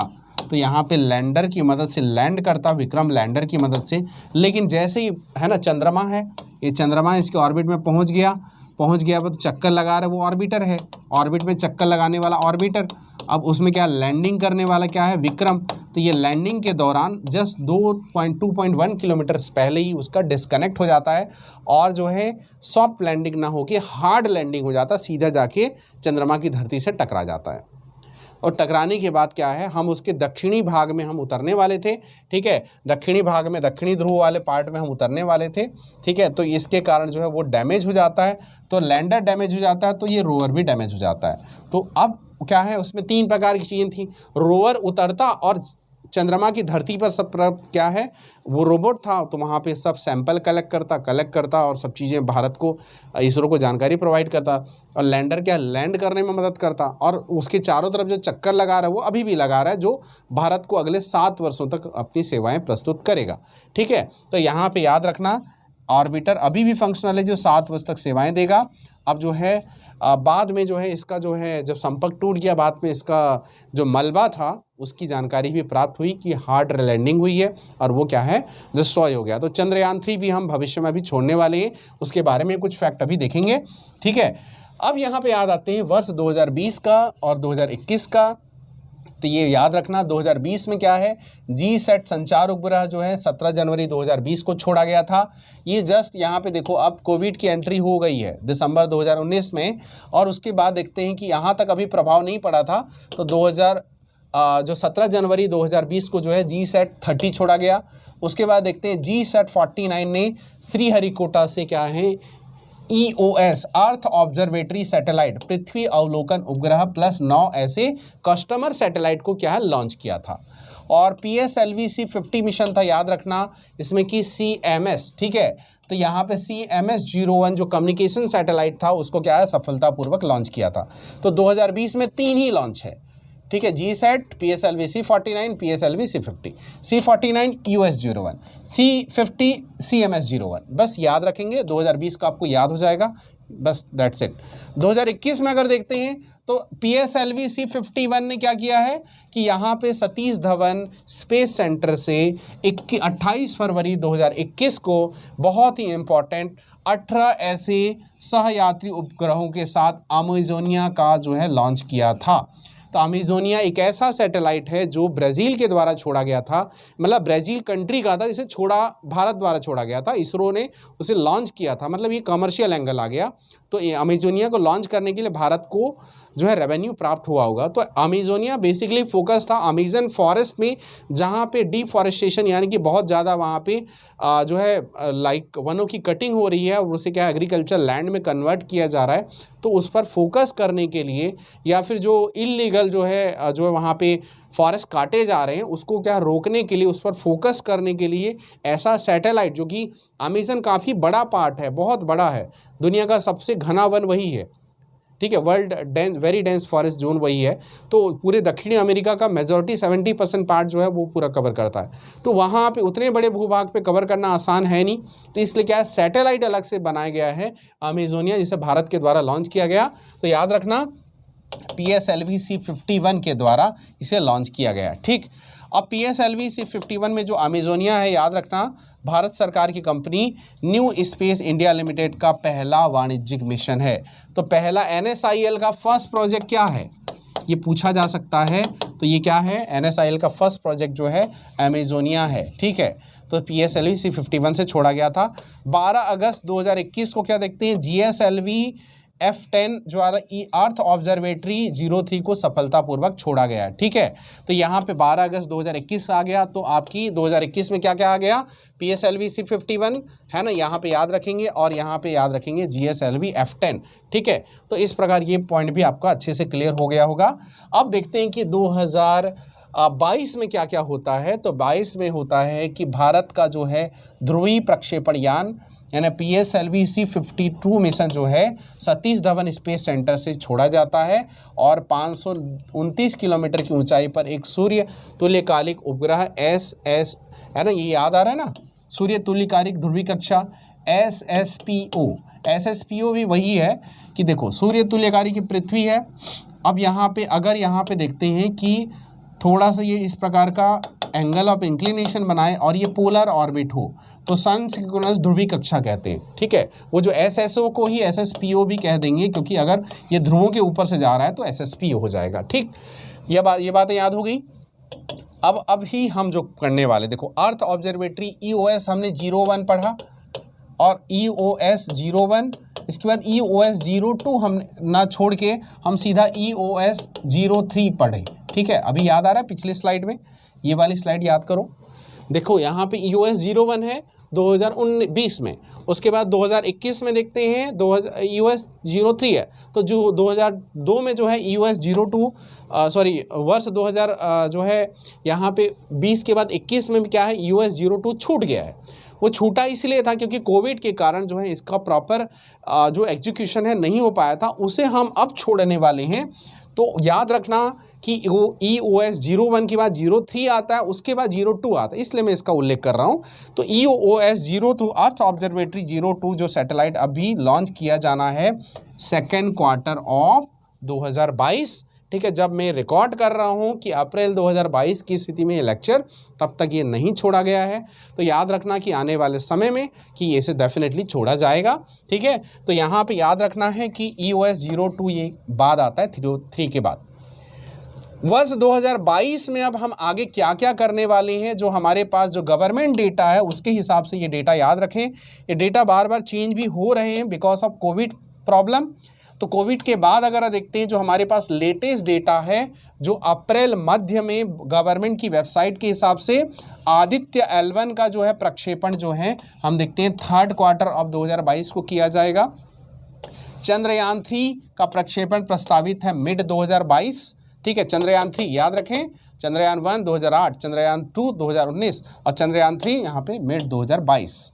ठीक है, उसके बाद भारत का पहला अंतरिक्ष में मानव मिशन होगा, प्रथम मानव मिशन होगा वो गगनयान, वो वर्ष 2022 के अंत में है ना। 3 स्टेज में हम जाएंगे, पहला तो होगा अनमैन्ड होगा, ये भी अनमैन्ड होगा, और जो है यहाँ पे तीसरा जो होगा ये 1, ये 2 और इसके बाद 3 जो होगा वो मैन्ड मिशन होगा।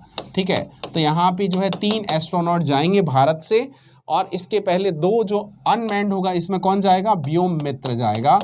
व्योम मित्र जाएगा जो हाफ ह्यूमनाइड है, एक रोबोट है ना। वो रोबोट में क्या है, बहुत सारे ऐसे अब लाइक जब ऊपर जाएगा मानव मिशन होगा तो वहाँ पे उसके लाइक बायोलॉजिकल पार्ट पे क्या क्या प्रभाव पड़ेगा, एटमॉस्फेरिक प्रभाव यानी कि वायुमंडलीय दाब का क्या प्रभाव पड़ेगा, ये सभी चीज़ों का अध्ययन करेगा।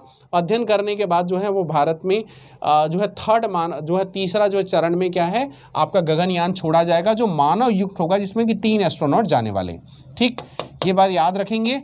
और यहाँ पे वर्ष 2023 के प्रारंभ में, देखो 2022 के अंत में शुरुआत होगा और 2023 के प्रारंभ में क्या है वो, मतलब ये कह रहा है कि 2022 के अंत में होगा या 2023 के प्रारंभ में ये क्या गगनयान का पहला अनमैन्ड मिशन छोड़ा जाएगा। उसके बाद देखते हैं, उसके बाद सेकंड स्टेज आएगा, फिर थर्ड स्टेज आएगा। तो संभवतः 2023 में हम मानव मिशन जो है उसे छोड़ दिया जाएगा, याद रखेंगे। उसके बाद एक और इम्पॉर्टेंट पार्ट यहाँ पे देखेंगे आपको कि SSLV small satellite launching vehicle का पहला उपग्रह का नाम हो सकता है जो SSLV से लॉन्च होगा, उसका नाम है माइक्रोसॉफ्ट 2A। ये बात समझ में आया। देखो ASLV, फिर PSLV, फिर GSLV, फिर उसके बाद देखते हैं मार्क 1, मार्क 2 आता है, मार्क 3 आता है, और वैसे ही एक नया जो आने वाला है स्मॉल सैटेलाइट लॉन्चिंग व्हीकल। अभी तो हमने पढ़ा कि भारत 104 सैटेलाइट को, 31 सैटेलाइट को, 8 सैटेलाइट को एक ही बार में लॉन्च कर रहा है, और उसके लिए क्या चाहिए कि छोटे सैटेलाइट को लॉन्च करने के लिए भी बड़े बड़े लॉन्चिंग व्हीकल की ज़रूरत पड़ रही, GSLV की ज़रूरत पड़ रही है। तो अब क्या है, चूँकि नैनो सैटेलाइट है, माइक्रो सैटेलाइट है, तो लॉन्चिंग व्हीकल भी क्या है, छोटा होना चाहिए साइज उसका। तो इसलिए क्या है कि इसरो ने क्या किया है, लेटेस्ट टेक्नोलॉजी को इन्वॉल्व करते हुए small satellite launching vehicle launch किया है, और उसका जो है डेवलपमेंट हो चुका है। और भारत का पहला SSLV small satellite launching vehicle से लॉन्च किया जाने वाला जो सैटेलाइट होगा वो माइक्रोसॉफ्ट 2A होगा। तो याद रखना ये आपके लिए इम्पॉर्टेंट है। तो these are the about the historic journey of ISRO, जिसमें हम इसके स्टार्टिंग से लेके इसके लास्ट पॉइंट तक ये पढ़े। आई होप ये सभी बातें आप समझी होंगे। लास्ट फेज़ में जितने भी डेटा हैं आपका लॉन्चिंग व्हीकल का वो बड़ा इंपॉर्टेंट है, और जो 17-18 या 2018 से लेकर या 17 से, चलो आप कर लो 17 से लेकर आप 2022 तक के ज़्यादा जो बड़े बड़े लॉन्चिंग व्हीकल्स हैं या लॉन्चिंग जो लाइक प्रक्षेपण वाले जो मिशन हैं, तो ये सभी आपके एग्जाम के पॉइंट ऑफ व्यू से इंपॉर्टेंट होता है। अगर आप प्रीवियस इसका पेपर भी उठाकर देखेंगे तो ज़्यादातर क्वेश्चन इसी जगह से पूछे गए हैं। पोस्ट कोविड वाले सभी के सभी आपके लॉन्च इंपॉर्टेंट है आपके सैटेलाइट लॉन्चिंग वाले पार्ट में, तो याद रखेंगे। ठीक है, तो आज के लिए इतना ही रखते हैं, मिलते हैं नेक्स्ट क्लास में कुछ नए टॉपिक के साथ। Thank you so much, have a nice day.